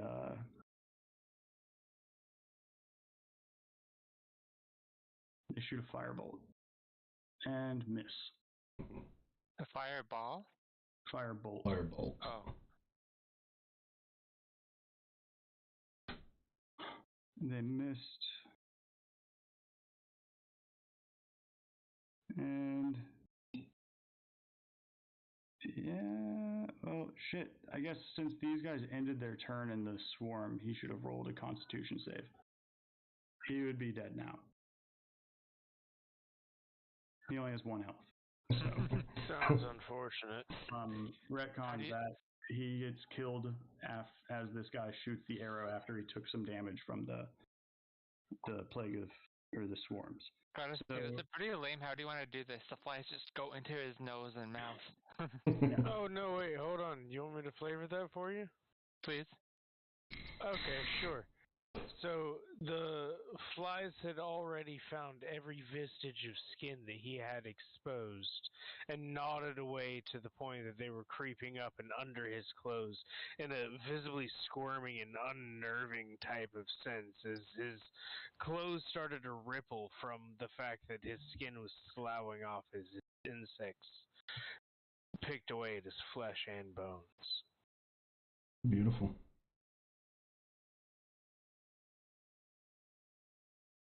Ooh. Ooh. So, do you end concentration? Is the ship fully outside of the range? It doesn't look like it is. I do not. All of the enemies are dead. There are friendly people. All of the enemies are dead? Yeah, we have won the battle, I sir. think. Oh. Okay. Well, then the insects buzz away. I end my concentration.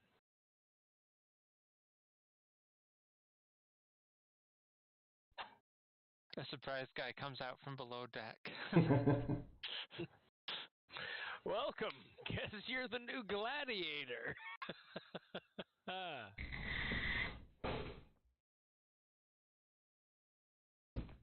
So are you not ending your concentration? I said I did. Okay. All right. So the guy from this galley 1, he walks over to the bodies of the enemies and he starts going through their pockets and then he tosses them overboard. What a loot goblin. How uncharacteristic. He takes their stuff, puts it in a pile, and then says, "Looks like we got another ship here, Smitty." And Smitty yells back, he's just like, "All right, let's start cleaning it out." And he moves his ship up closer. I use and thaumaturgy to shout out to over- Smitty, I want my share.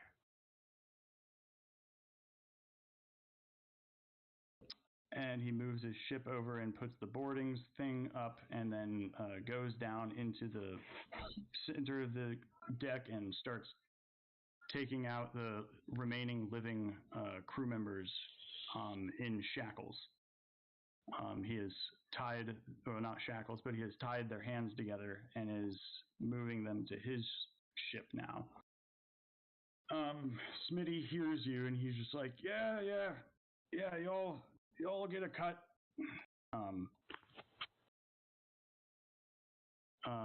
He's just like, yeah, I'll tell Alabaster that you all helped with this.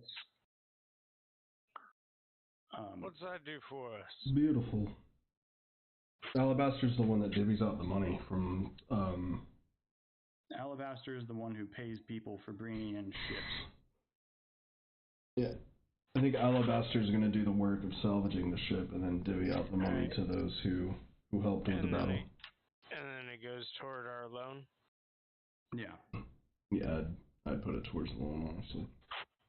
Yeah. That being said, I would like to know how much out of this is going toward our loan so I can keep track of it. Same.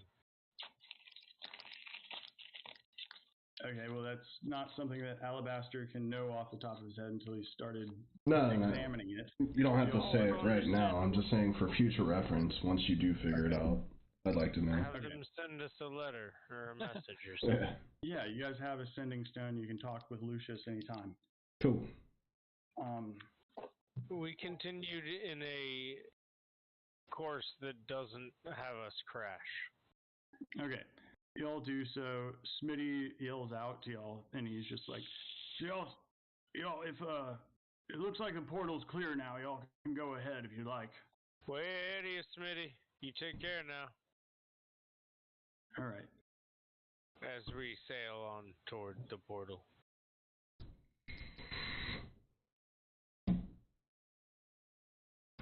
Finally getting out of Taco, guys. Taco's in the rear view, my dudes. Hell yeah. There's other places to go and be, and we're on our way to them. Hell yeah, we get to go look for a genie now. That's pretty exciting, too. All right, so you guys, that's a big ship. Where our ship is like half the size of the island. That would be dope. Flagship status much? God damn it. No, it's a tiny ship. Dude, a flagship the size of like Port Area 2 Island. There we go. So you guys enter down the narrow little passage, and you look over Pocatocato. You can see some of the people who you got to meet. They're standing on top of the towers and the guard barracks, and on the bridges on the side, waving goodbye to you. There's Rex, the Rat King. There's Father Eustace, Cassia, Irenia is there, and Lucius, as well as the super fans. They're all out there waving goodbye to you, and you all feel how you feel. How do you feel as you're leaving Pocatocato? I want to use prestidigitation and make a shower of sparks overhead as we're leaving. All right. Yeah, you see some of the people in the crowd. They're like, woo! It's like small fireworks, I guess. Fancy. I back him up with some thaumaturgy to make it boom like a motherfucker when he does. I feel excited for the future. All right, you hear Lucius shout at you guys, good luck.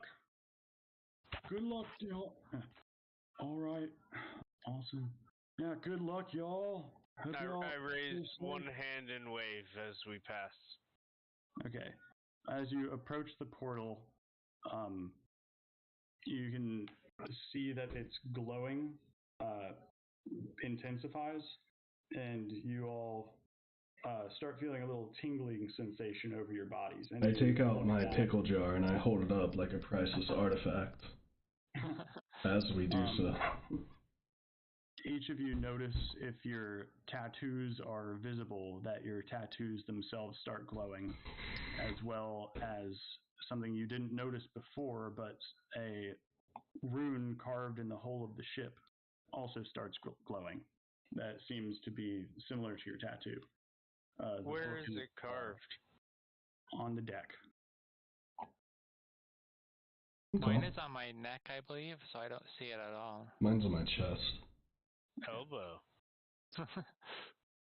I feel like even if you don't see it, you would probably like feel a little sensation wherever it is. Tingle, tingle, motherfucker. Yeah. A little tingle. So the portal starts glowing, and its glow just keeps rising and keeps getting brighter and brighter until all you can actually see is the light of the portal around you. And you can feel the wind start to die down as the brightness increases. And then all of a sudden, you no longer feel your body. You can't feel the ship below you. And you are all traveling through the portal at this point. Nice. So I take out my portal compass and observe it as I travel through. okay, so you cannot feel your body. I grab my sextant and look at it alongside you. Once again, you can't feel your body. You can't see anything but light. Your perception of your own body has gone away. You're not going to be able to pull out items. So you can't do shit right now. So as Nyx travels each of you travel through the portal, you can feel the experiences that you've gone through at Pocatocato flash through your memory, and you also feel them. You also feel the memories of your past life before you got to Pocatello flash through your mind, and then you feel your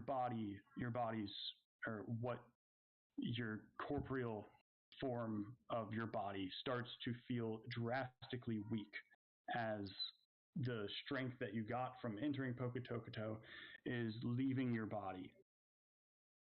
For Tom Riches, he found his connection to the divine transformed as he passed through the portal. The cleric who had once called upon the gods for aid now found his voice imbued with magic, his spells woven from melodies that could soothe the wounded, inspired the downtrodden, and charm the hostile. In his heart, the portal and Pocatocato recognized the desire not just to heal, but to express the vastness of his soul through song and story. And he transforms from a cleric into a bard. He travels the lands, his music a bridge between the hearts of people and the mysteries of the deep. Sanjina, the wizard whose mind had always been his greatest weapon, found his knowledge and power bent towards a new purpose. His experience in Sexkung, his opening town, or his hometown, where he was betrayed by the cult of the Pissing Goat and put into jail for his crimes against goat kind, has somehow, and his experiences at Pocatocato has changed his heart so that he no longer finds his mind to be his greatest weapon, but instead to be his inner light as a paladin dedicated to the pursuit of justice and truth. Or, you're an oath breaker, so. Well, I couldn't find out like exactly. There wasn't really a lot of material on how to make an oathbreaker. Yeah. But I would like to be an oathbreaker. I'd like to change that up whenever I figure it out. So you're in the pursuit of justice and truth, but you also have a profound connection to the undead and dark powers. Nice. He's also intrinsically evil. Is that That's true? not my I don't think they alignment. have to be I'm true. not. Yeah, my alignment is not evil. I think like You just have paladins to are break your basically oath. good, but he's neutral. So I read that somewhere. his spells are now coupled with strength and conviction, his intellect guiding his newly found martial prowess. No, The portal has you seen are within right. him a desire, not just to learn, but to act, to use his powers to defend those who could not defend themselves. Nice. You are right. I was wrong. I'm neutral evil. Oh. Yep. So I'm gonna be making some evil decisions along the way. Okay. Okay, so Nick's... And I'm chaotic neutral and totally on board. We got some wacky alignments. Nix, however, does not experience such a drastic change in his personality. He just experiences the incredible, uncomfortable feeling of losing his powers. Where he was once unstoppable, untouchable, and just a flurry of force on the battlefield. Now he feels himself to be slow and his mind to be less sharp, and he feels vulnerable. He emerges from each of you now emerge from the portal. The light slowly fades away as these changes occur. And as the light fades away, you find your vision is clouded by another fog, literal fog. Your minds are now clouded by fog, or your sight is now clouded by fog. All right. So each of you roll investigation. With our old stats or new stats? New stats. New stats, boy.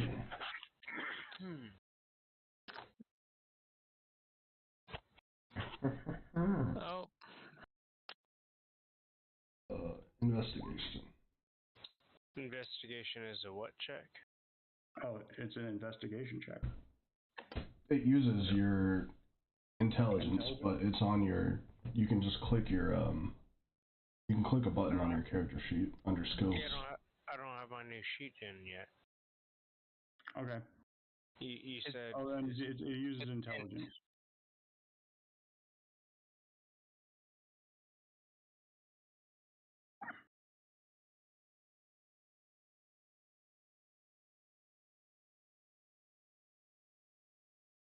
You can just roll an intelligence check for now.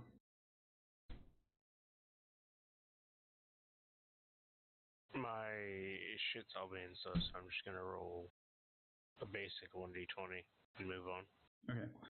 So Brandon and Darren, you guys feel like this fog that is around you now is part of the magic of the portal, and that it is probably there to keep it hidden from any person who would like unknowingly stumble upon it or sail upon it. Okay.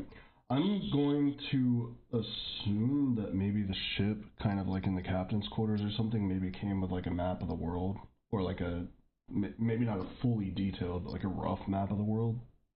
Yeah. You guys have a map of the world. It's detailed as much as this one is revealed.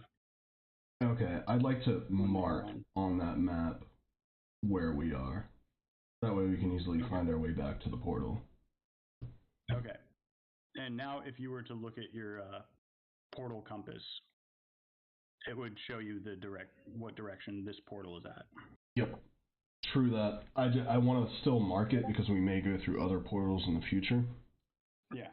But yeah, the portal compass is going to still be a huge boon to have. Okay. Make a mark on the map. You are the portal exits just to the northern side of the dune. I'm just making ellipse. Like right You there. want me to mark it? Yeah, mine's yellow. It's hard to see.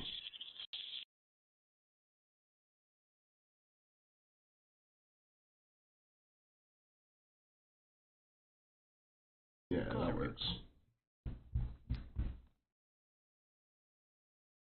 All right. Yeah, y'all are now out at sea. All And, right. Hell yeah. Yeah. So you've heard a little bit about this area that the dune is around. It's called the Corsair Sea. You've heard that there are various settlements on the islands around here that are basically pirate havens. So you might want to either sail a long way around them or sail through them, but just be warned that there are pirates in the area. Probably a good idea to sail around. Might be the long way, but Yeah. probably the smart way. What I mean by that is you could go through like that. Right, or right. You can go Or we can take the green way. Yeah. I mean, it's probably. Additionally, there's the orange way. I don't see an orange way. I just painted it. Oh. Yeah, that's true. That would still be kind of going through. Also, the purple way. The one no one in their right fucking mind would think to Through go. Chaos Bay. Hey DM, I need a ruling that's not in the rule book. Okay. So I had a bunch of spells selected when I left the island, and a lot of them are like level 4, 5 that I don't have access to. So do I only have the spells selected that are under level 2, I believe? Or can I repick my spells? You'll find that going through the portal is a lot like through the de-leveling is a lot like going through a long rest. So you need to go and prepare your spells again. Okay, I'll do that. Gotcha. I believe it is your intelligence modifier plus your level. Okay. Yeah.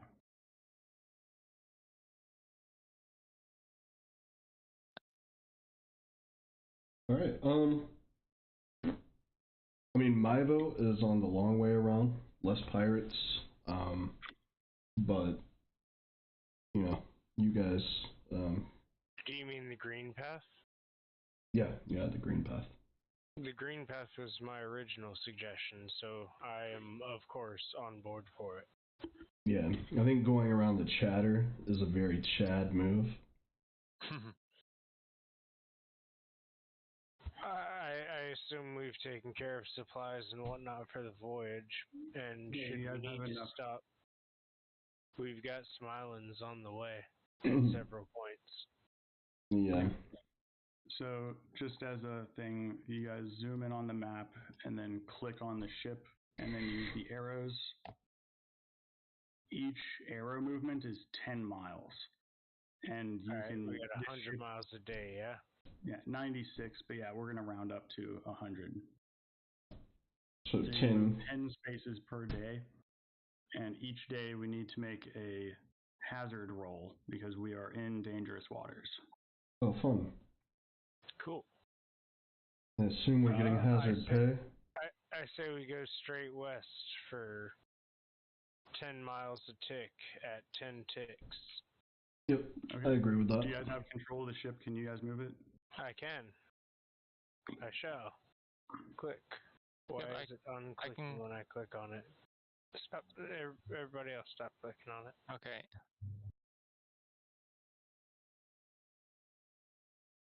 It's still unclicking. I can click and drag it. I just don't know how many spaces that would be. Well, let me see. Hold on. 1. Oh, somebody's just... 2, 3, 4, 5, 6, 7, 8, 9, 10. I don't know what was going on with the selection, but I have moved it 10 spaces forward. All right. Okay, ships in combat, ships at sea, travel at sea. So for a hazard,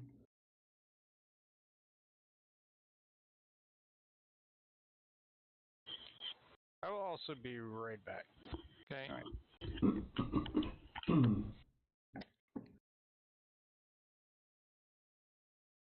So as while you guys are traveling, there are a number of actions you guys can choose at any time. Like you can choose to forage, you cast out fishing lines, you can catch food that way. I figured that would be how we deal with, not having to buy rations for the entire. Yeah, I like that. Okay. That's I like one that. I'll go ahead and do actually. Like while we're moving or whatever, I'll just forage. Okay. Would there be a way to buy? Probably we don't have them now, but like later, could we buy like large nets to maybe trawl behind the ship? Yeah, I was gonna say you guys basically have that now. Oh, okay, You cool. control. It's like a passive thing that you can do. Okay, I guess we're just rolling to check the nets. Yeah. Okay. And you roll a survival check. Yeah, let me do that really quick. 15. Yeah. Okay. 15. Now roll a d6.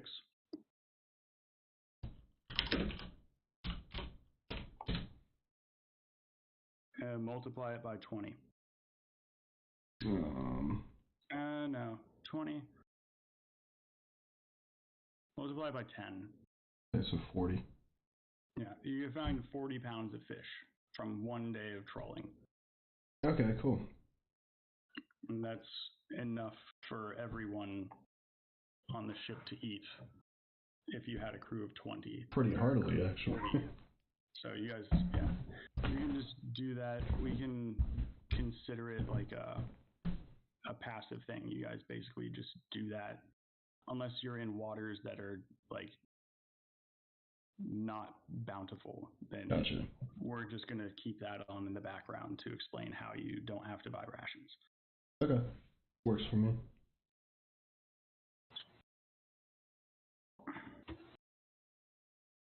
Travel at sea. The bosun can try to repair the ship at the end of the day using carpenter's tools. You guys didn't take any damage, so no issue with that. I returned. So Hazards. we caught some fish. Fuck yeah, we love fish. Yeah. Yeah. So I was saying that you guys can basically like troll or drag fishing lines behind you while you're traveling at all times, and that is how you take care of the rations for everyone on the ship. Sounds good to me. Can we also fish with actual fishing rods on top of that and host competitions amongst the crew for who pulls the biggest catch? Sure. Because Yeah. I think as captain, I would like to immediately instate that. Okay, well, I caught 40 pounds of fish. No. I don't care about your total quantity of fish. I care about the largest fish The you largest caught. fish that. Gotcha.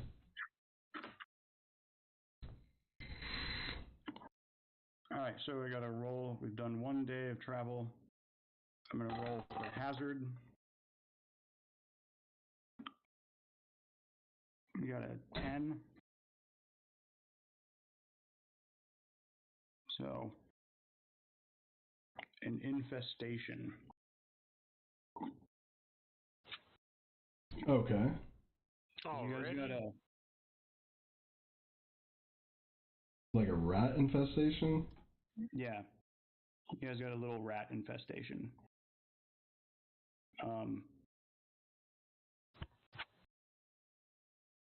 Captain, first mate, surgeon, and cook each make an ability check.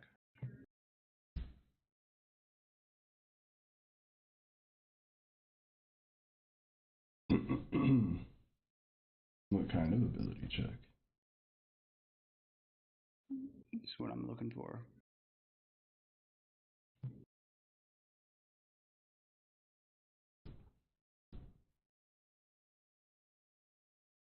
Also roll a d20 for the crew and add the quality modifier.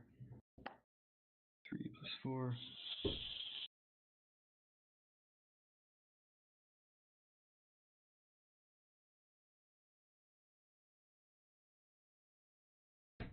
Okay, so the captain needs to make an intelligence check. First mate makes a charisma check. Surgeon, you need to make a captain makes a water vehicles check, rather. A water vehicles check. Heard.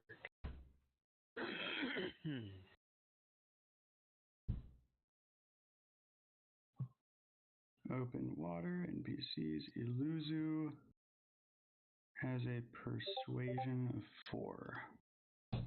My spells are selected, and I did a spoiler tag on it. Okay. But it's also on my sheet if you want to see in game. I trust you. Okay. All right. I see. Am I the only one with a character sheet made? No, I have mine. I'm not prepared, I admit. The surgeon make a medicine check.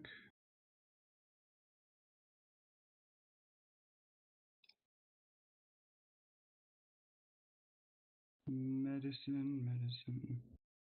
Plus 6. 11. They pass. And the cook. That was Erden of House Brewer, right? Yeah, the rogue. He's the cook.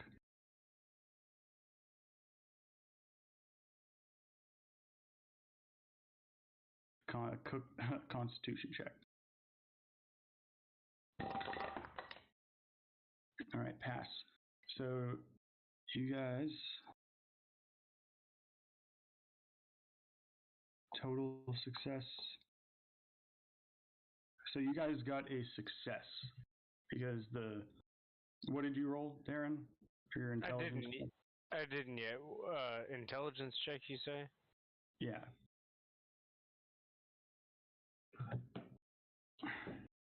It's either +2 or +3, but oh shit, that's a bad roll. Okay. Regardless of bonus. Doesn't actually matter because you had 1, 2, 3, 4 rolls, 5 rolls, and 3 out of the 5 succeeded. So that counts as a success. Hell yeah. And you can continue moving on. The rat infestation is taken care of. You guys, at the end of the day, you are basically like, you're calling out to get those fucking rats out of the storage room, and the first mate is going down and telling all of the crew members to start putting down traps and start smashing them, throwing them off the side.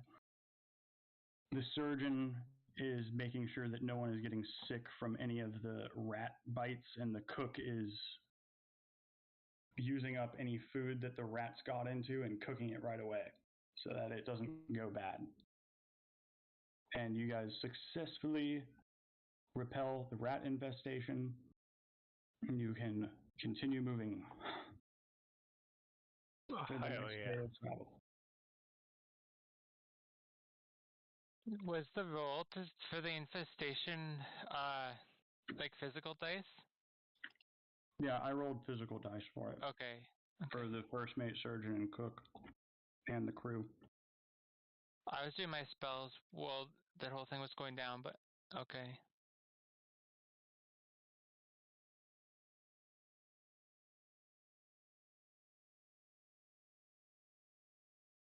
So you rolled once, and then you rolled again? Is that what you decided? For the hazard? Infestation? Yeah, hazards.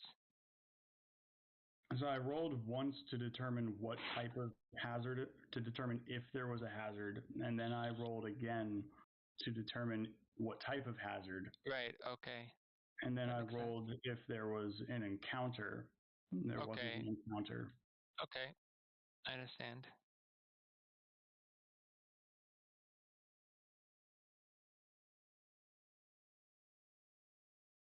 You all can move another 10 spaces. I shall now do so. 1, 2, 3, 4, 6, 7, 8, 9, 10. Once again, we progress directly west. Okay. Encounter, no encounter. Hazard, no hazard. Y'all are good. Can Hell continue. yeah. Do it again. 1, 2, 3, 4. What is down that order? Hold on. 4. It's unselecting. 5, I'm not 6, clicking. 7, 8. 8, 9, 10. Again, not sure what's up with the selection. It was constantly deselecting as I did that, but I've managed to move us 10 paces. Along the green path. Hazard, no hazard. We are on the border of Dur. No encounter either. It's gonna be tedious if this is a long trip. Y'all are just going to Kudra. It's not that long. I was thinking like we'd figure this out and then like y'all will be used to sailing and we'll make it faster. Okay. Alright, well, keep going. 1, 2, 3, 4, 5, 6, 7, 8, 9, 10. Alright. No hazard. No encounter. 1, 2, We have 3, gotten 4, lucky. 5, 6, 7, 8, 9, 10. Really? Oh, 10. There we go. No hazard. No encounter. Can we reorient the ship? Yep. The fuck?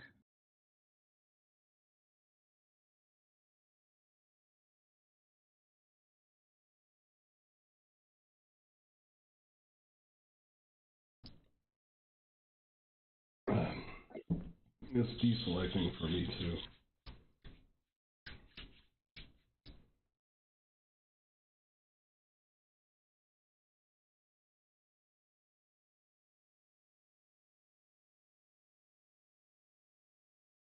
Ah.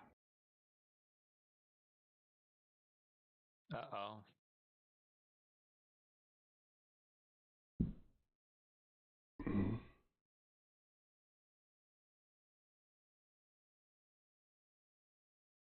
Y'all should be able to move it. Alright. Better.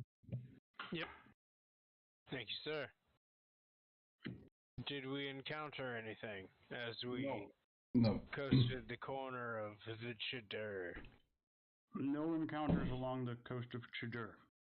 Then we will progress around through the islands of the Camel's Hump. 1, 2, 3, 4, 5, 6, 7, 8, 9, 10. Any hazards? No.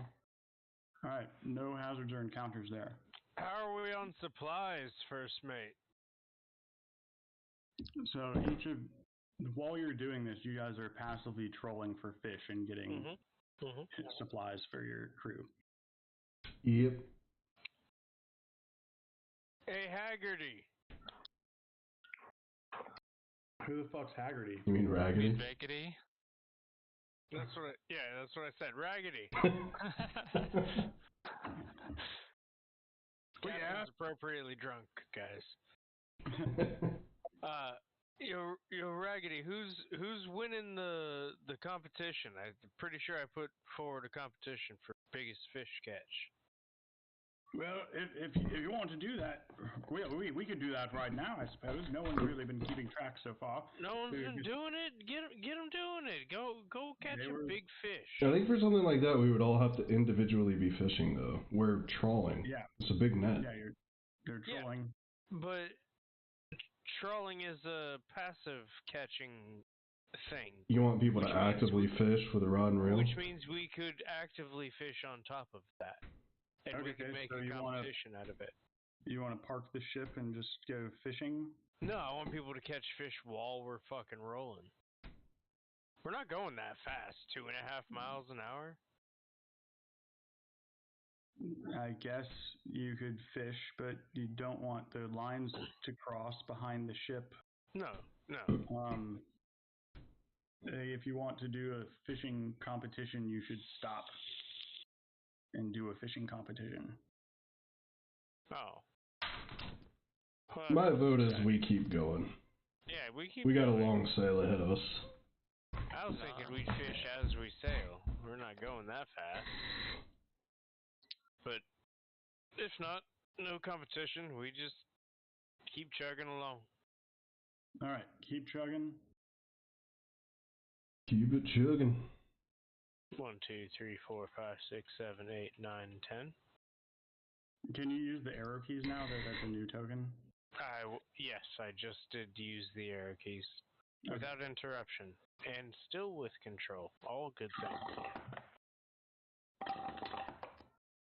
Alright, no hazards or encounters. 1, 2, 3, 4, 5, 6, 7, 8, 9, 10. Once again, no hazards or encounters. 1, 2, 3, 4, 5, 6, 7, 8, 9, 10.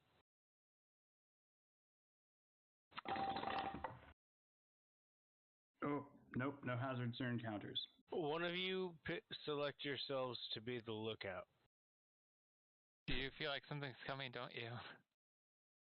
I can. You know.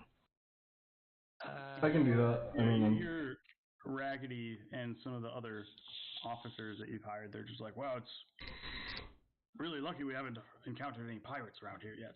So. Yeah. We'll order a crew to man the bird's nest. One of you select yourselves to be the lookout. I can do it. I'll be the lookout. Okay. Yeah, I don't feel like being a lookout. Well, we want that +1 AC, don't we? Well, that's why I was just saying a crew member could do it rather than one of the active players. It doesn't really matter though.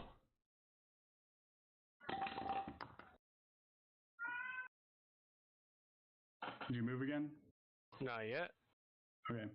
My turn? Yep. 1, 2, 3, 4, 5, 6, 7, 8, 9, 10. As I pass straight down the aisle between these islands. Plus, I have decent decks for the initiative. Can we actually make the token a little smaller? Yeah. How much smaller? A third of its current size, give or take. I can do half. Half is good. Yep.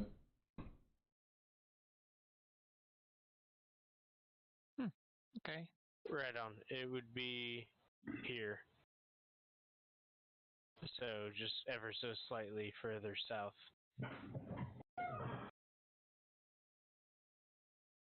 About half a ship length south. But either way, yes, awesome, thank you. That much more accurately represents where we actually are.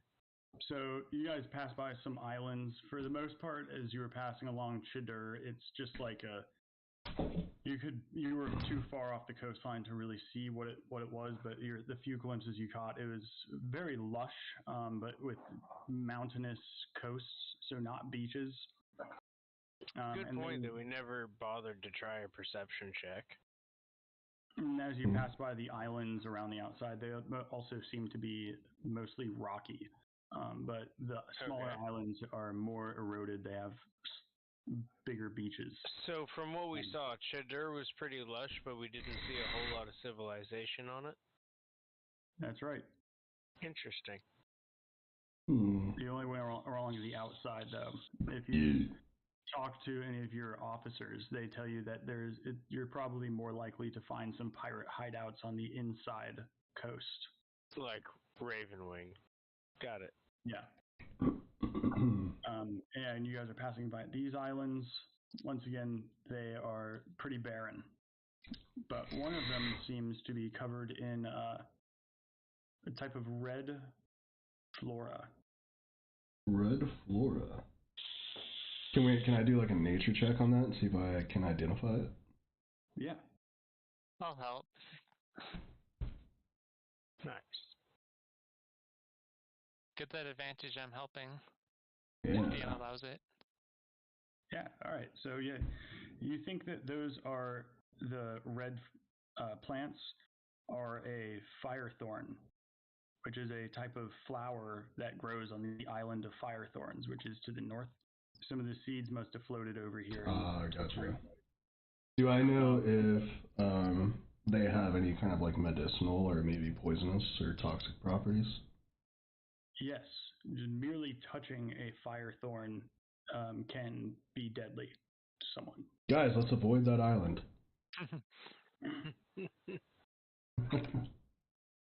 Now, that you've heard legends of people who have touched them and then they just spontaneously burst into flame. Huh. All right. You can continue. Well, you're damn right we're going to continue. Fuck that little fire island. Flowers and bring them onto your ship and hope they don't catch your ship on fire. No, let's just not touch that island. Nobody Yeah, I'd go very over much there. not. I'd Okay. very much Anyway, like to avoid Can I them. please have control over the new token? Oh. Yeah. There you go. Awesome. Thank you.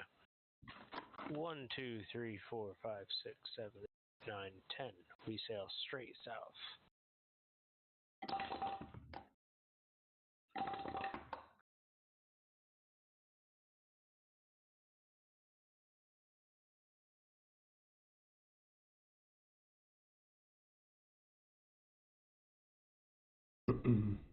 All right. I think we have something. I think so too. Someone roll perception, whoever's on the lookout. That would be me. Perception. Yeah. Glad we got you up there, my dude. Probably. 12?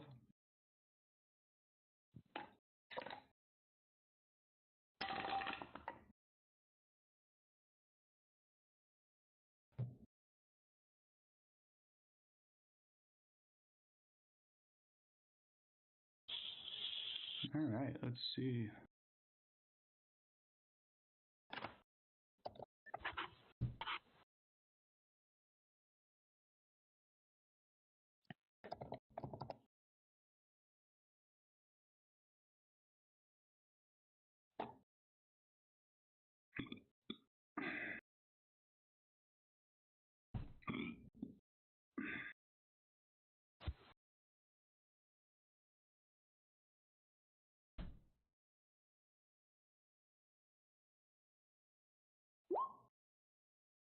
Sorry.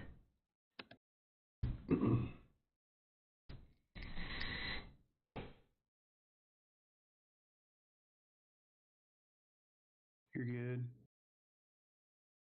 All right, here y'all are running along the ocean.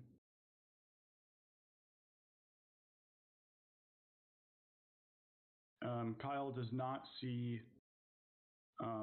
what is approaching, but the waters seem very calm. And then out the back of the ship where you are trolling, you can feel a strong tug on the ship. It actually shakes the ship. And I say, everything is good, don't worry. This is totally normal, guys. I keep the ship pointed forward. You can tell that the ship is getting slowed down by this. I ask, what the fuck, Nix? Everything is good. I promise. It doesn't look like it, Nix. Fix it. The resistance suddenly stops, and next up to the ship in the back starboard side, you see what looks like a large animal. Okay, not so good. I'd like to do some variation of a perception check on this creature.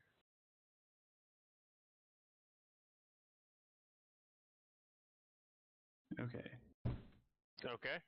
Alright, I'm just gonna yeah, roll a you- d20 since I don't have my character sheet ready.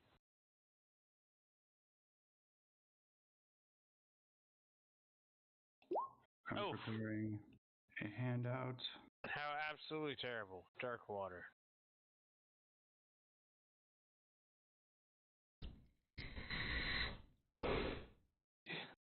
Probably make one while you play.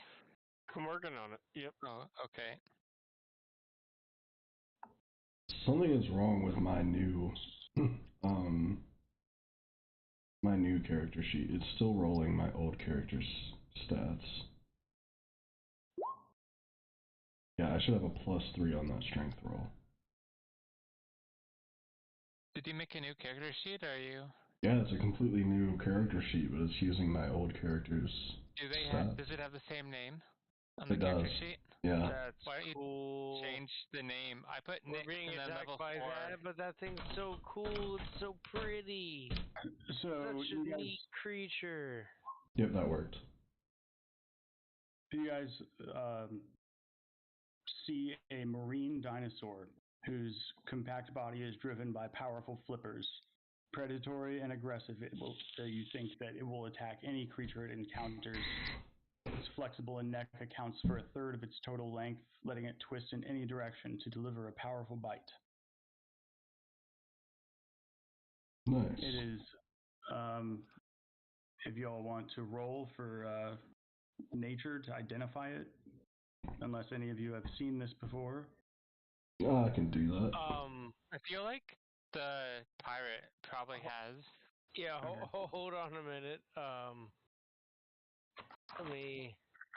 But I will roll nature anyway. Oh. No, I just need to pull up Emissary of the Sea real quick. Well, I mean, that makes sense. I haven't been on the sea before. Yeah, same with me. Hold on. Page is loading. I'm hoping I can get us out of this, guys. If the internet. Okay, hold on. I can communicate simple ideas to any beast, elemental, or monstrosity that has swimming speed. Hold on, that's not quite the correct one. Correct one is this one. Emissary of the Sea. Aquatic beasts have an extraordinary affinity with your people. You can communicate simple ideas with beasts that can breathe water. They can understand the meaning of your words, though you have no special ability to understand them in return.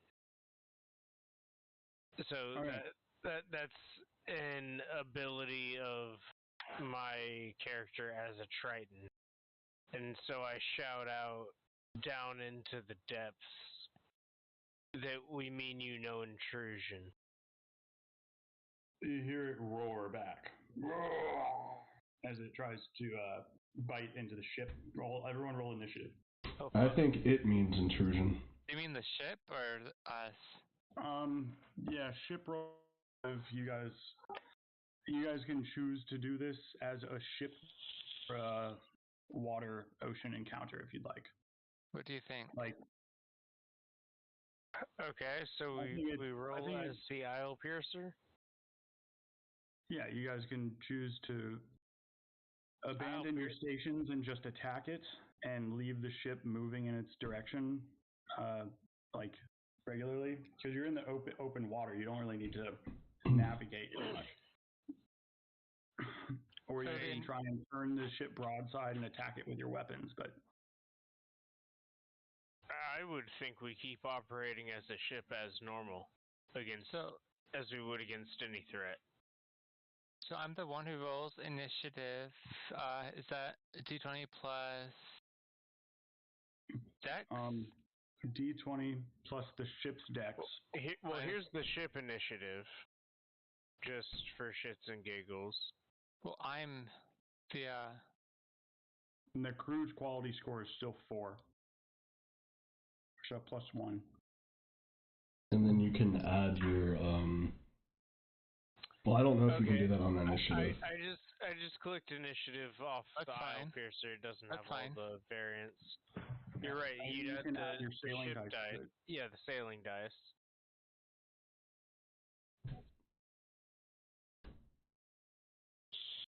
Is that 1d4? Yeah. Yeah. Yeah, Yeah. 1d4. Okay. And Kyle, since you're the one doing it, if you go to the third tab, like the character sheet tab, you can open Isle Piercer. If you have access to it. Yeah, I do. You do. And then from there you can click initiative. It's got a -3 on it, but since you're the one that's rolling the dice for it, how about you roll initiative on it? Is that okay with the DM? Mm-hmm. Boom. So 14 plus 2 is a 16. Not bad. Think about that. Okay. All right.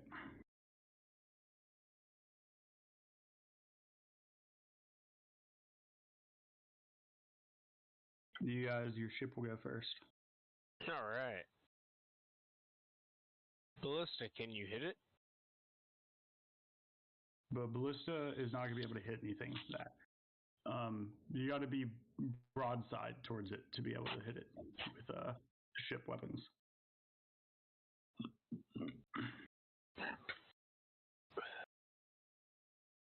So you would need to command the helm to turn. We also have character actions if we can cast a spell at it, I think. Yeah.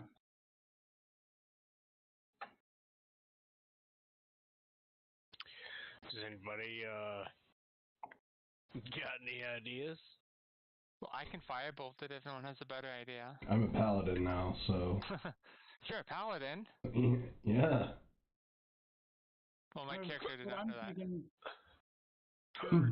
I transferred and I transformed into a paladin when we got out of the. Well, I don't think my my character would have seen you with a sword. Like your gear didn't change. You're the one who gave me the sword. Oh right. I'm wielding the sword at this point. Oh okay. I'll cast firebolt if that's okay with the DM. So I was thinking that it might make more sense if we have the ship have an initiative and each of the crew have an initiative for non-ship, like for when you're not fighting other ships. That's okay with me. Yeah. So each of you also roll initiative. The ship will go on 16. Oh my god.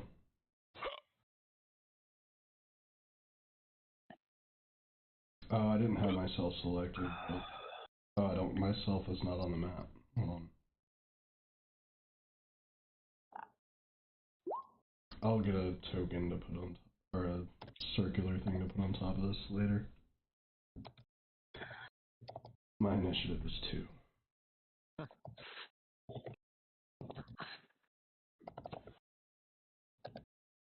What was your initiative, Tom or Darren? 11. 11. Nyx. 21. 21. Okay, so Nyx is, what is this young bronze dragon doing here?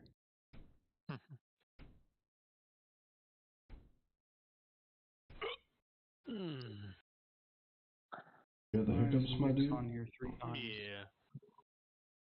Captain, do you have any actions for me? Or not really?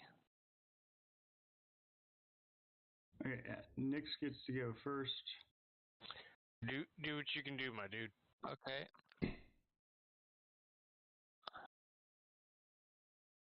I will firebolt him for 1d10 damage.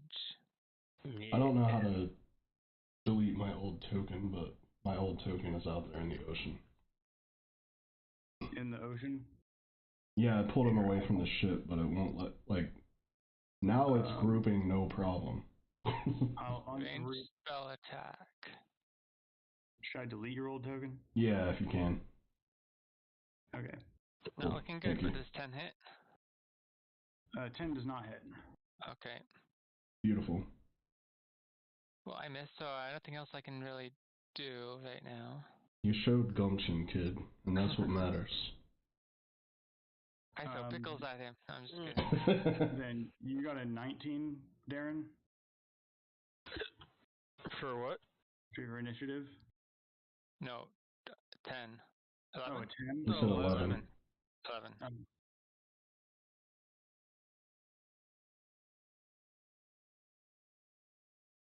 Okay, then it's Son. No, Gina got a 2. Yeah, I'm like dead last.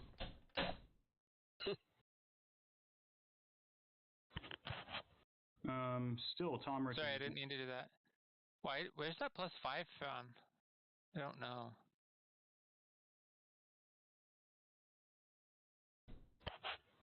No, but it's Tom Rich's turn. It's my turn. Yeah. Yeah, I did not mean to do that. We're fighting this crazy ass underwater creature. Yeah.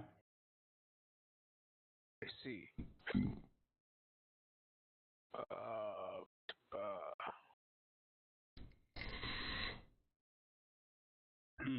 And I thought about the rules for your Emissary of the Sea a little more.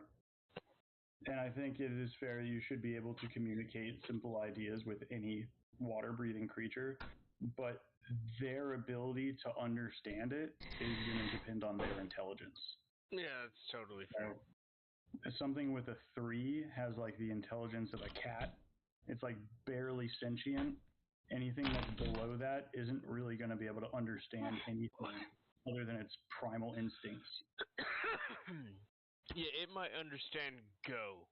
Yeah. But it wouldn't understand grab that. Yeah. It'll understand food.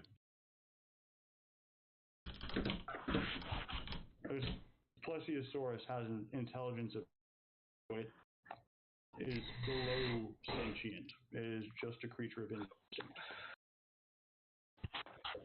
It is not really gonna be open. Can I see this creature that's coming up on our ship? Am I able to see it? You're in the front of the ship. Mm-hmm. It'd be kind of hard to see from up there, but you can see. Yeah, you can see part of it.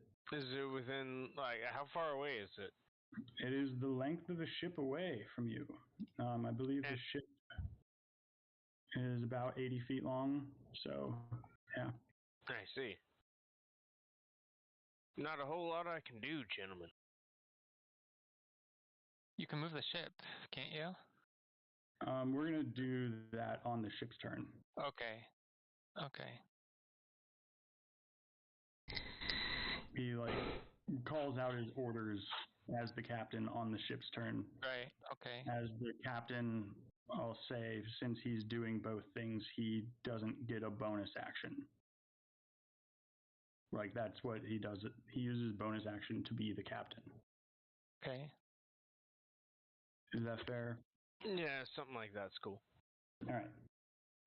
So you might want to at least get moving towards it.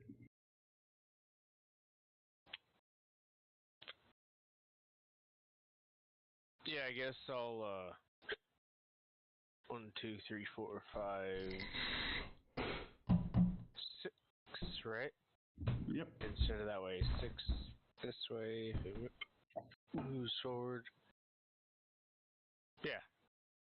I jump off the figurehead of the boat and run toward the back a little bit. Okay.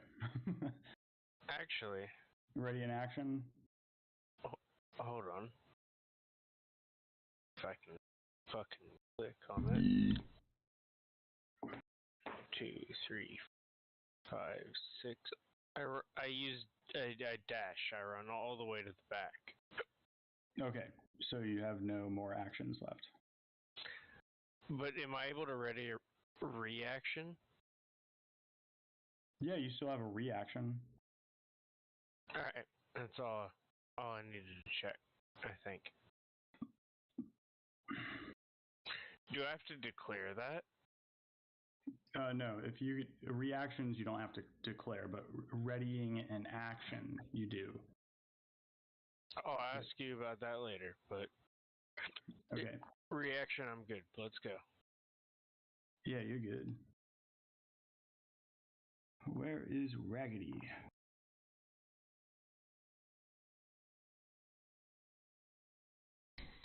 Forgot to do Raggedy's fucking initiative, like always.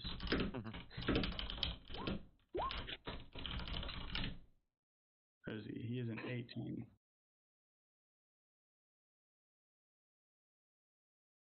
All right, Raggedy is gonna go after Tom Riches.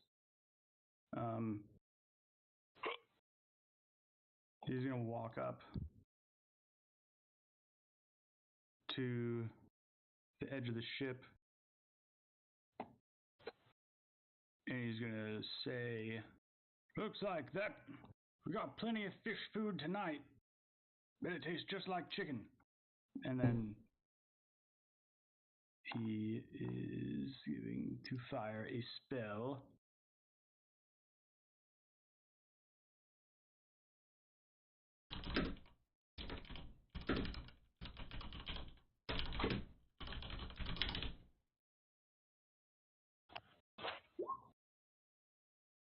Oh shit, I still have Raggedy's level 10 character.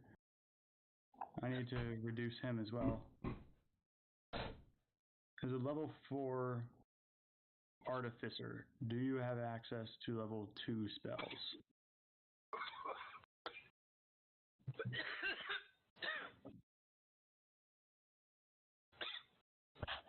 In level 4, you do not have access to level 2 spells yet. So you cannot cast Shatter.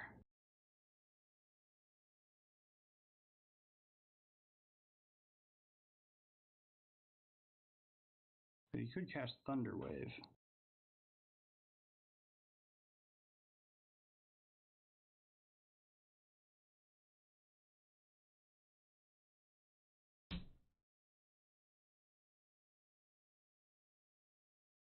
Yeah. Raggedy.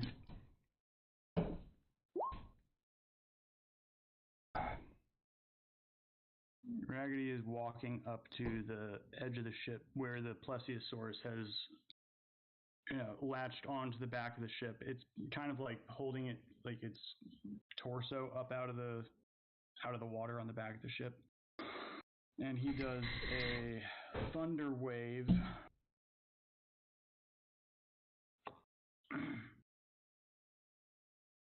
Which requires Constitution save. And it fails.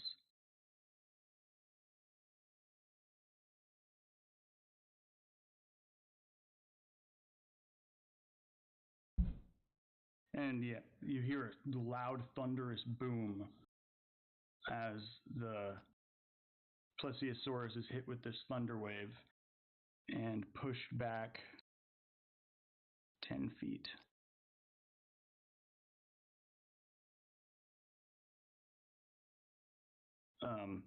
And it takes 8 damage.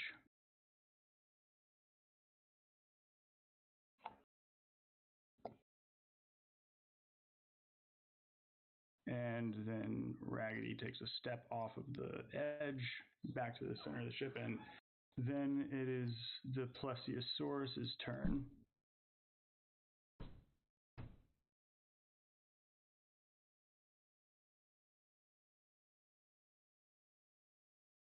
Speed 40.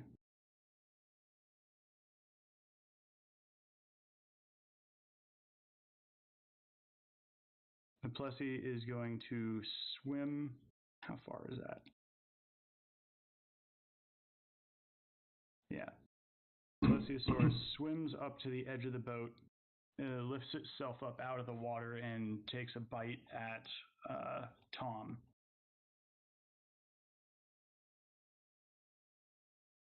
What is your AC as the level 4?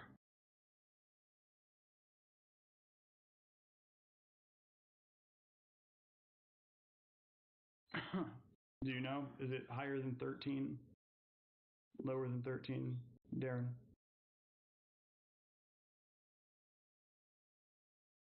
Hello? Are you dead? Say yes if you're dead.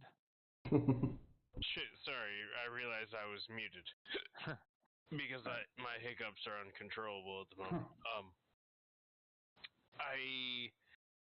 The conclusion I just came to is I would still be wearing the same gear as I was when I was a cleric, so I might not be proficient in it, but I do have plate mail on, which would mean I've got an AC of like 18. Okay. Then it misses. And that is its turn. I was a beefy character. Well, it's literally just like the Lay playmail. beefy bard. I need to take it off. It's not good for my Do you think your character would have taken it off? So that actually changes. If on. you're not proficient in the armor, then it would count as moving, like it halves your movement speed basically. That's fair. Wearing heavy armor, so you wouldn't have actually even been over there. That would also be fair. You would have only been able to make it halfway. So then this thing wouldn't have attacked you. That would change everything, wouldn't it? Mm-hmm. It would have tried to go for Raggedy.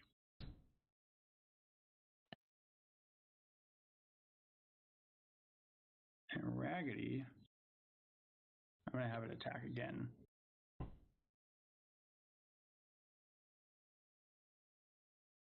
Oh, damn. What did it roll? No, I was just looking at Raggedy's AC. He thought it was low, but it was actually quite good. But I still need to make a level 4 Raggedy. Yeah.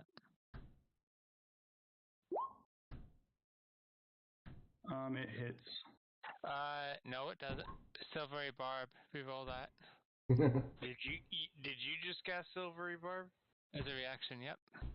Okay. All right, it re-rolls that attack. It still hits. Hit some harder. No, it doesn't. Try again, Silvery Barb. So you do your silvery barbs? Yeah. You have that too? Yeah, Bard. It hits. Jesus. Goddamn. It was meant to be. Really? Wait, to be fair, we each get to grant advantage to a creature as a part of casting Silvery Barbs. He can't get two. You know what? I'll give my advantage to you if you want. To me? Yeah. I mean, I can pick help me. No, fuck that. I'm a fucking bard. Don't give me advantage. I don't need it. Give it to Brandon. I'll give it to Haggerty. Yeah, I'll give it to Brandon. We do that. Okay, I have advantage. Okay. Only for the next turn, I believe. Yeah, for your next attack roll or some shit like that. Raggedy takes 13 damage.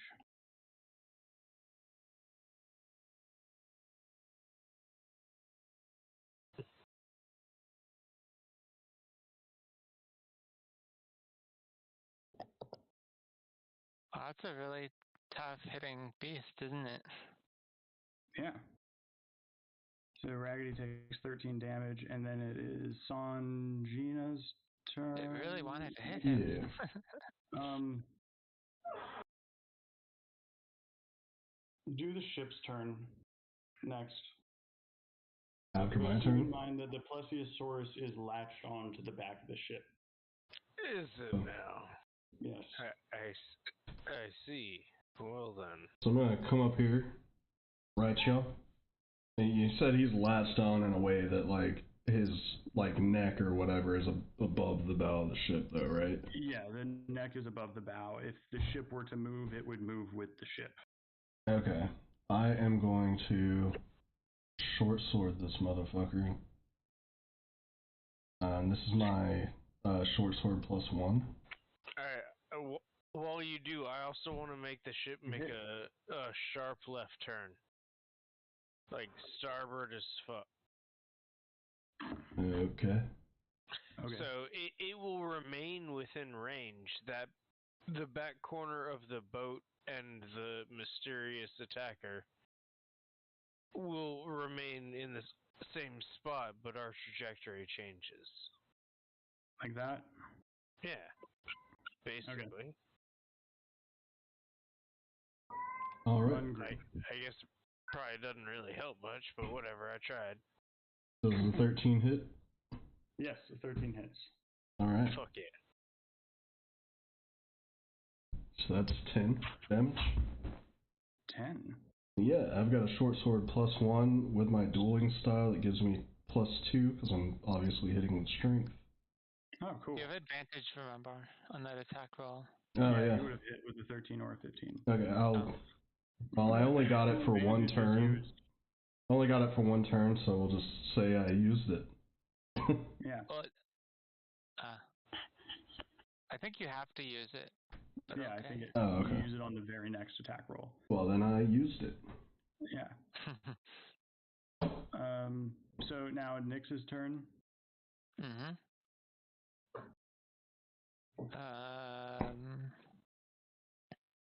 I'll try Firebolt again. 19. Does that hit? That hits. 7.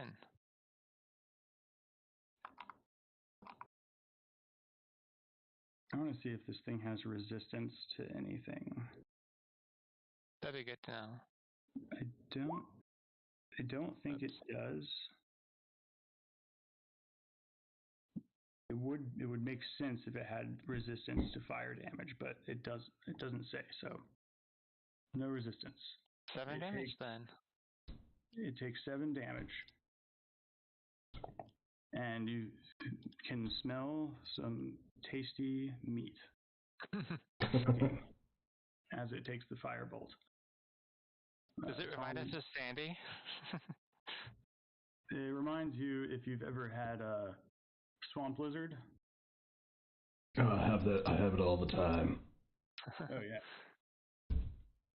Sandy always had cooked meat. It reminds us of him. I have had swamp puppy tail. It doesn't smell like fish. It smells more chickeny. Dude, have you guys ever had gator tail? That's what, yeah. Yeah. Dude, it's so fucking good. Now is Tom's turn. My turn, you say? Oh no, actually, it should be Raggedy's turn. He's just not in the initiative tracker. Raggedy's gonna take a step back, triggering an attack of opportunity.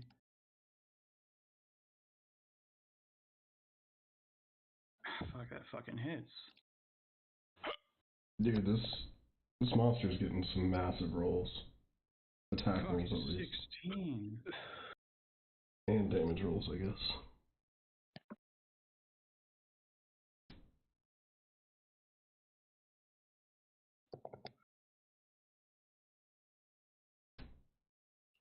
And then Raggedy is going to fire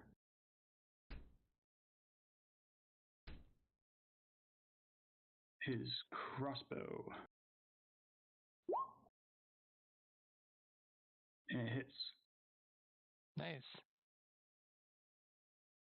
For 9 damage.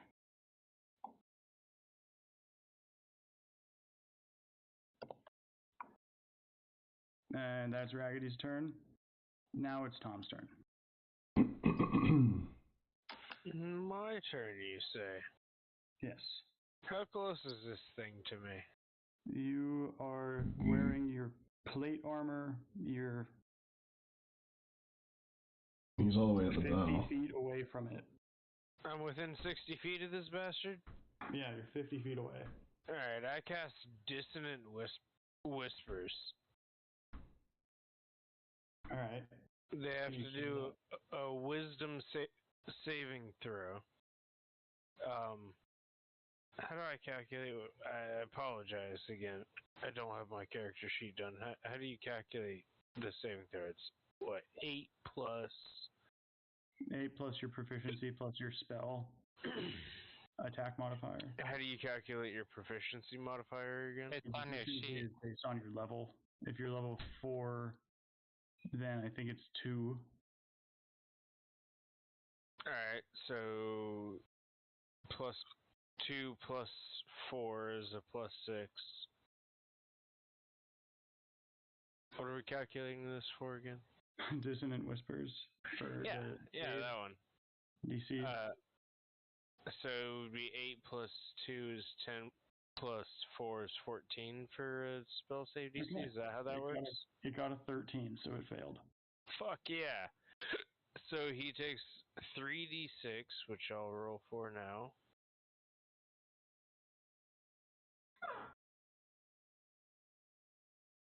He takes 9 damage, and he gets what I like to refer to as discount fear. Where he just takes his full movement speed and runs away from me for a minute. Okay, is that on this turn or next turn or on its turn? Here, I'll look it up because I just called it discount fear in my notes. So hold on. Okay. Discount fear. Yeah. Dollar store fear. Yeah. Because it's not really the fear attribute, but it's pretty darn close. We have fear at home. Okay, so it on a failed save, which it just did, it takes the damage, which I just rolled, and must immediately use its reaction, if available, to move as far as its speed allows away from you. The creature doesn't move into any obviously dangerous ground, such as yada yada yada blah blah blah. Okay, it swims away. It's swim speed. Full speed ahead, crew.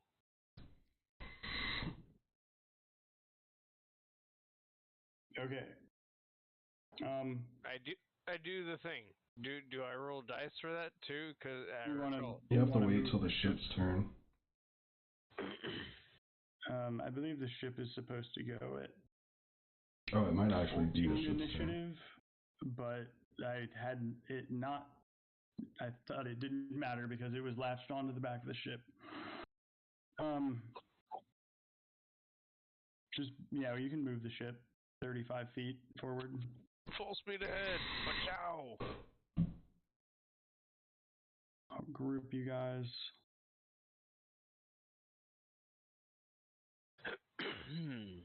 Are you trying to run away?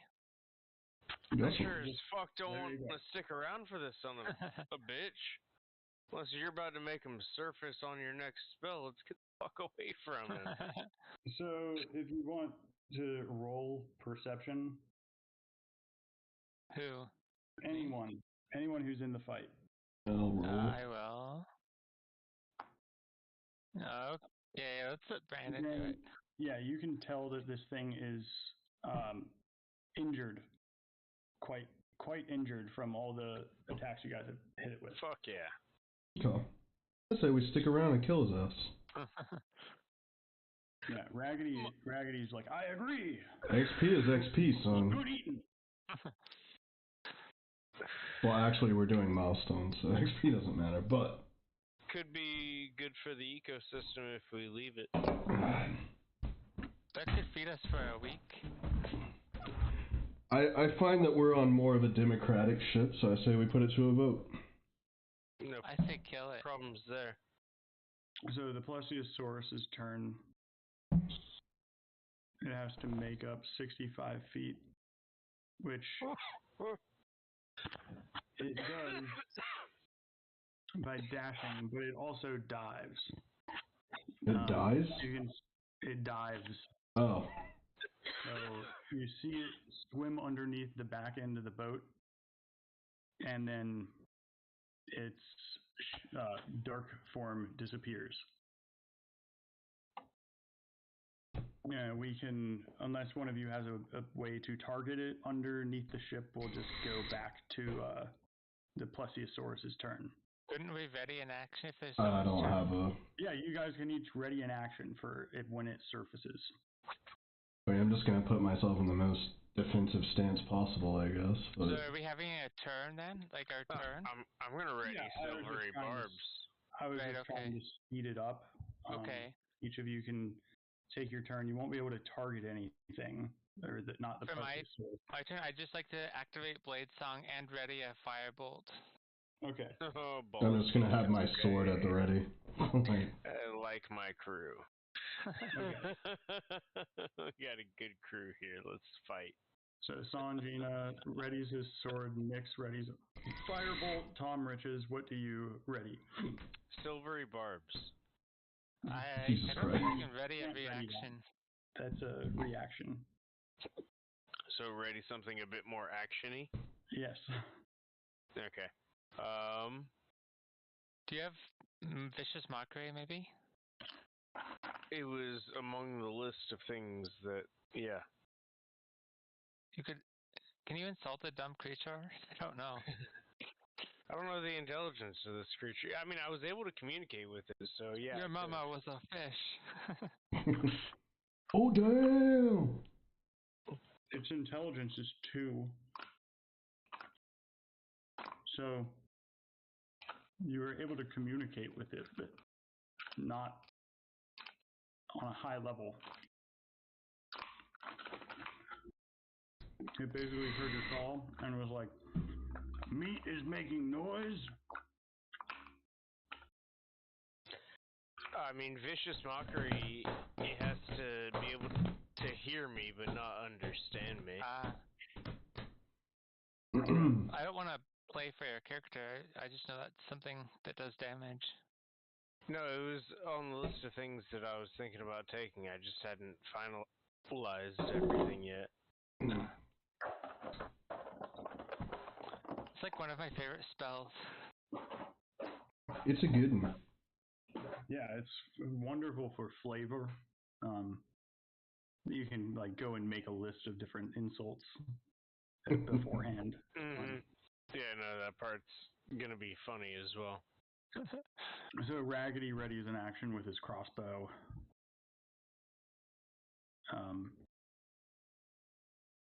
Okay, I just focus on steering the ship then.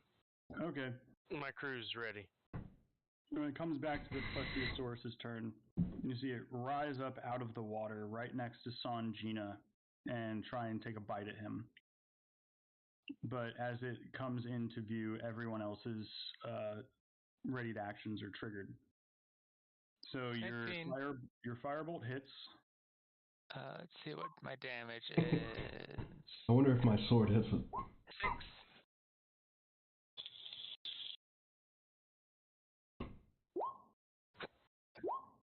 Ooh.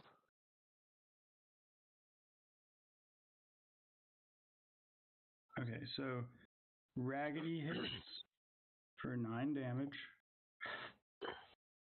Nyx, your firebolt hits for 6 damage. Mm-hmm.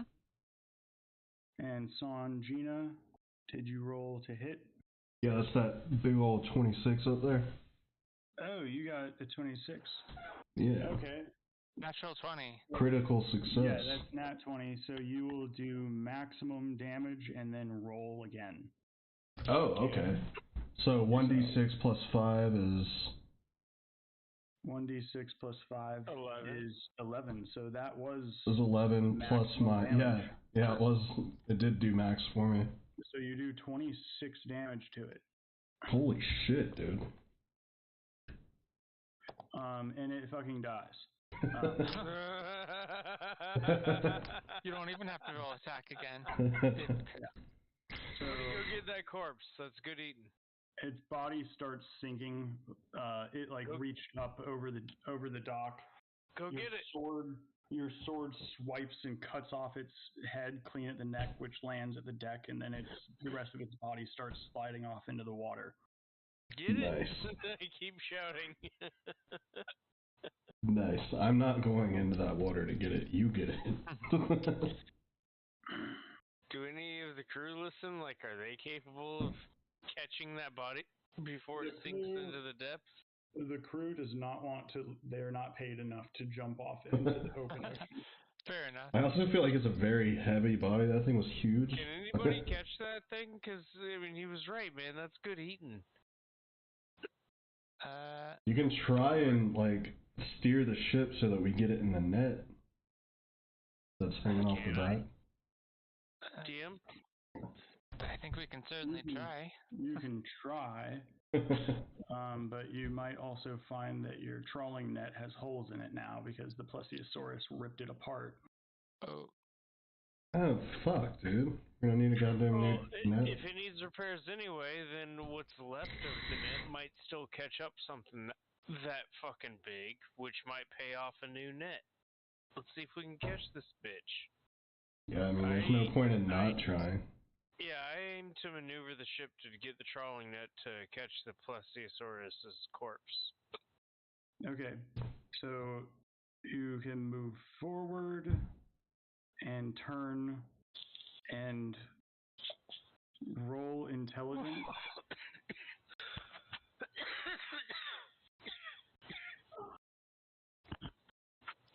Well, Darren has been dying today. Yeah, still working on not dying. Just straight intelligence check? Yeah, just roll intelligence. You figure this is a stupid idea.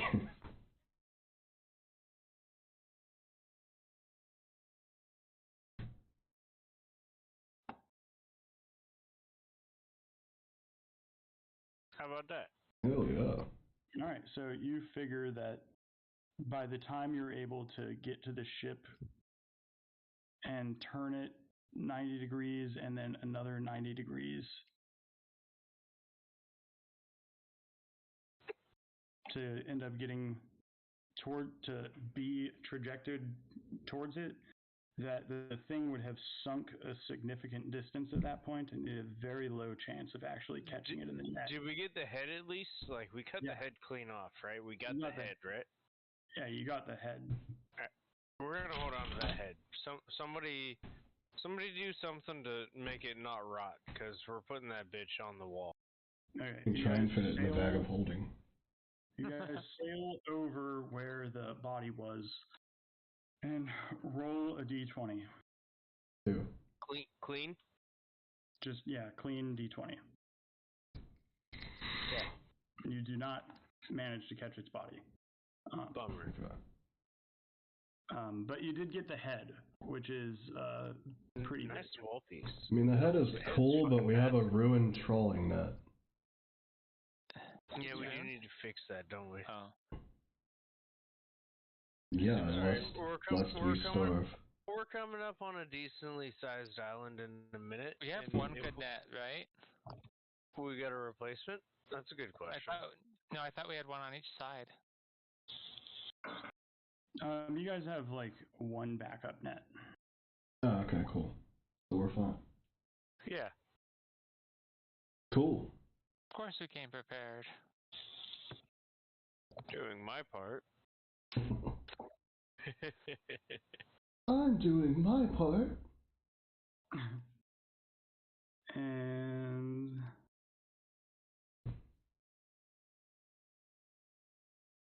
yeah, that was exciting. Your ship crew is very happy with how that went. As you guys cook up the plesiosaurus's neck and head later on, you find that it does taste surprisingly like chicken. Oh, hold on. I would like to be damn sure that we keep the skull and along with jaw and teeth all intact. Okay, sure. Like, yeah, absolutely cook it up and enjoy, but I want to make a good goddamn trophy out of that bitch. Okay, so no making a broth out of its bones?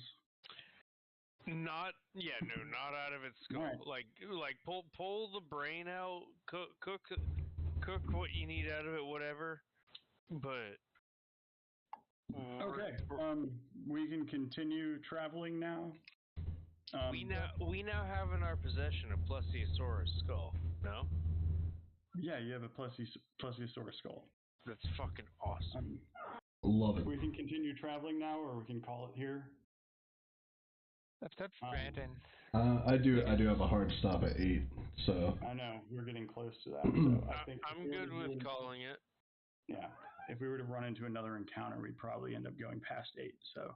Do you want to write that head on the ship's sheet? Well, we need to look at the layout of our ship and find a trophy room type spot to put it in my opinion. Well, can't you just write it on the sheet for now? And Yeah, I think we just put it in the hold write it. for now, so we can call I'll it. write it down. Yeah. Yeah. Plesiosaurus skull. Let's fucking go. I'll put it under the loot category. okay. So we're calling it. Yeah, I think we're calling it. Okay, that was fun. Yeah, this one was fun. I like it. That's a pretty cool intro to sea Yeah, travel. I certainly don't think that sea combat or being on the sea is going to be not fun. From this adventure, think it'll it's be been. not fun? I don't think it'll be not fun. I think it will be fun. I agree. Yep. The traveling part, and I know that this was just kind of the tutorial, but like the overworld traveling part, we might need to tweak that a little bit. That got a little bit tedious. Yeah, But, I would also agree to a review on how we handle that mechanic. yeah. Happy to handle that in group session or solo, Quentin, but I agree with Brandon that one might want some rework. Yeah. I do think that PDF is going to be a lifeline, though. That one, it's a good reference, is what I'll give it. Yeah, so with that being said, I'm going to pin that so we can come back to it. And again, I mean, there's parts to it we can homebrew ourselves, but I think that using that as like an overall guide is a good thing for now. Yeah. But yeah, I think this was fucking fun. Yeah. Sweet. We're in a good spot to with travel. sorry, Quentin, but I feel like we got about as far as the DM wanted us to get, since he wasn't quite ready for us to get to Kudra. So we're at a happy stopping point for everybody, since we got a good experience of what the sea life has to offer. Yeah. When do we want to meet up next? Starting off with the travel, I understand it was tedious this time, but this is part of the process of getting used to traveling at sea. After you guys have gotten to Kudra, we'll probably do the encounters less often, or the rolling for hazards and stuff. I might change it so that it's like one encounter a week instead of every day, but as it is in like the Corsair's Sea in dangerous waters, you roll every day. But that makes sense. That's also fair. Yeah, once a week would be better. Yeah. It's also, I mean, while it's tedious, it's also kind of cool because it's kind of like Pokemon. Where just like as you're in the overworld, you might. Yeah. Like you've encountered a wild Corsair. Yeah, it's like as long as we're on the sea, it's like walking in grass in Pokemon. Yeah, I like that. That's so good. I like that a lot. But yeah, when I know, Darren, I think you said you probably wouldn't be available this coming up weekend. The conclusion of this weekend, next weekend I will be out of town and not available, correct? Okay. So we're thinking like the week after? The week after I would be. Leighton would not. As long as the DM's cool with figuring out how to incorporate him like 2 or 3 sessions down the road, then no worries from my end. Yeah. Yeah, that's fine. And then, yeah, only other gripe, which is totally fine that you weren't prepared, but try and have your character sheet imported for the next one if you can. Sure, I figured we would have that encounter and leave Pokotokto, and I didn't really think we'd get a whole lot further than that, so... Yeah, I probably misworded it. Less of a gripe, just a friendly reminder to do it. Yeah, no, it'll be absolutely done and ready, and I'll know what the fuck my guy's able to actually do. Cool. All right. Sweet, man. Well, yeah, I had a lot of fun. This was cool. Awesome. Yeah. Glad you liked one. Kyle? Yeah. What? Well, you hadn't put any input out for a moment, so I figured I'd directly No, ask. I had the same thoughts as you. The overmap is way too tedious as it is. Yeah. We didn't really do a whole lot. I don't know if we want to try and vote for MVP this session, but it's up in the air. I really don't know if we've done enough for any one person to have done anything much No, I cooler don't than know. the rest. Yeah. Yeah, A lot of I'm with that. the fight in Poketokoto, a lot of the damage was done by the other ships. Yeah. Okay. The spells that you did do ended up hurting some friendly people. I mean, that was pretty funny though. I mean, dude, they hurt themselves. The plague was already Into there. a swarm of mosquitoes or whatever it was. Like, I'll be it's not my fault. I had started moving that ship before we retconned that you guys all get a spell at the end of the turn. And everything was range damage up till that point. Yeah. Like, I mean, I thought that you were turning the ship to get aim, like with ballistas or something. I did not know you were gonna try and jump a guy over there. My guys were talking about Misty stepping over, and I was prepared to cancel that shit if they did it, but I wasn't ready for another ship to do it. Yeah. Crazy bastards. He said that they were going to capture it. It was an honest, silly mistake. Nobody lost their lives due to it or anything. Honestly, it's kudos to Smitty's ship and crew, if anything else. Yeah, true. Just like Q said, they did most of the legwork on that one. Yeah, they did some heavy lifting. We didn't do everything. Does their server have more D&D players than just us four? Technically, yes. Yeah, actively D&D with some other questionable. people. Yeah, we've had Cool. quite a few people. I was just thinking it'd be cool if we had a West Marches style thing going on. West March? Yeah. What's that? So basically, it's a. I've heard of West School March. server has one, and it's like everyone can kind of. They have the characters, and anyone can go on a game night, and then. I don't know how to explain it. Every story is kind of self-contained, but it's also an overarching thing. Anyone can come to a session and level up. And if another player wants to come to another session, they can bring that character and get power levels. So it's very video gamey, kind of. Yeah, Seems pretty. I was kind of thinking we could do something like that with the whole Battle Deep Ravine thing. Yes, kind of like that. Yeah, I think that one would be a better one for like a West March thing. Yeah. I don't know about bringing your character into another game to get power leveled and then transferring it to say another more serious game. No, they're only doing the power leveling within West Marches, so it's basically different missions, and you can take a low-level character with a high-level character to do one of the missions. I gotcha. Not going into a more serious campaign. This is just for this.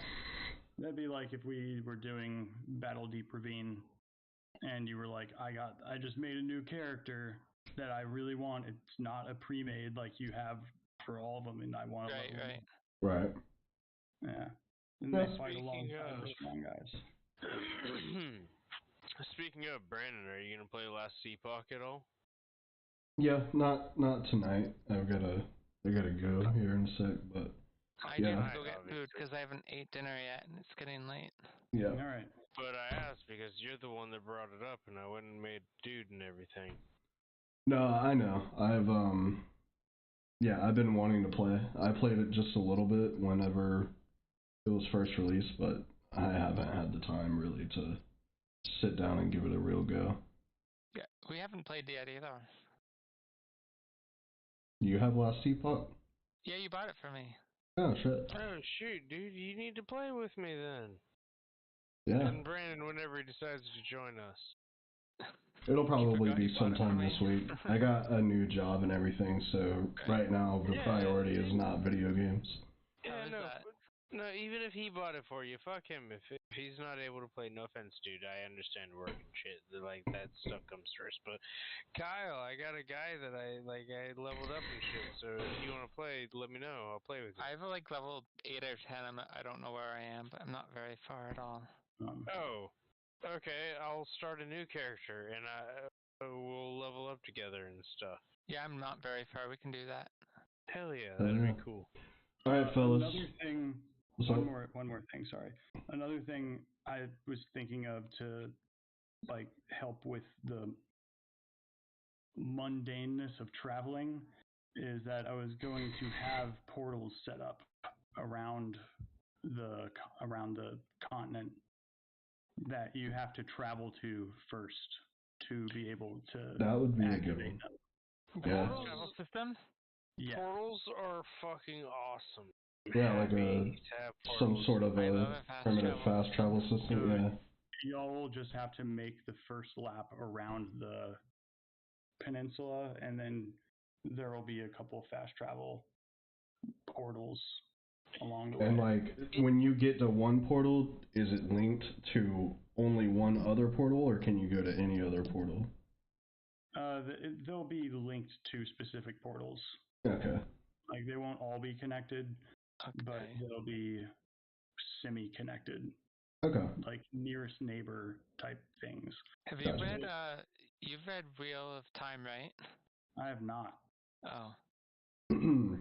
I've Well, in only Wheel seen of the Time, they series. have this, it's not really like an underworld, but it's kind of like this portal, and it goes to like a very dangerous zone, but they're all connected, and you just have to navigate this maze to get, but it saves a lot of time.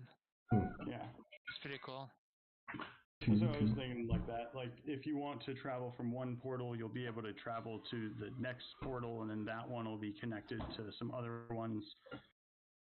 So you will be able to basically fast travel, but if there's like someone waiting at the entrance of the other portal, there could be encounters.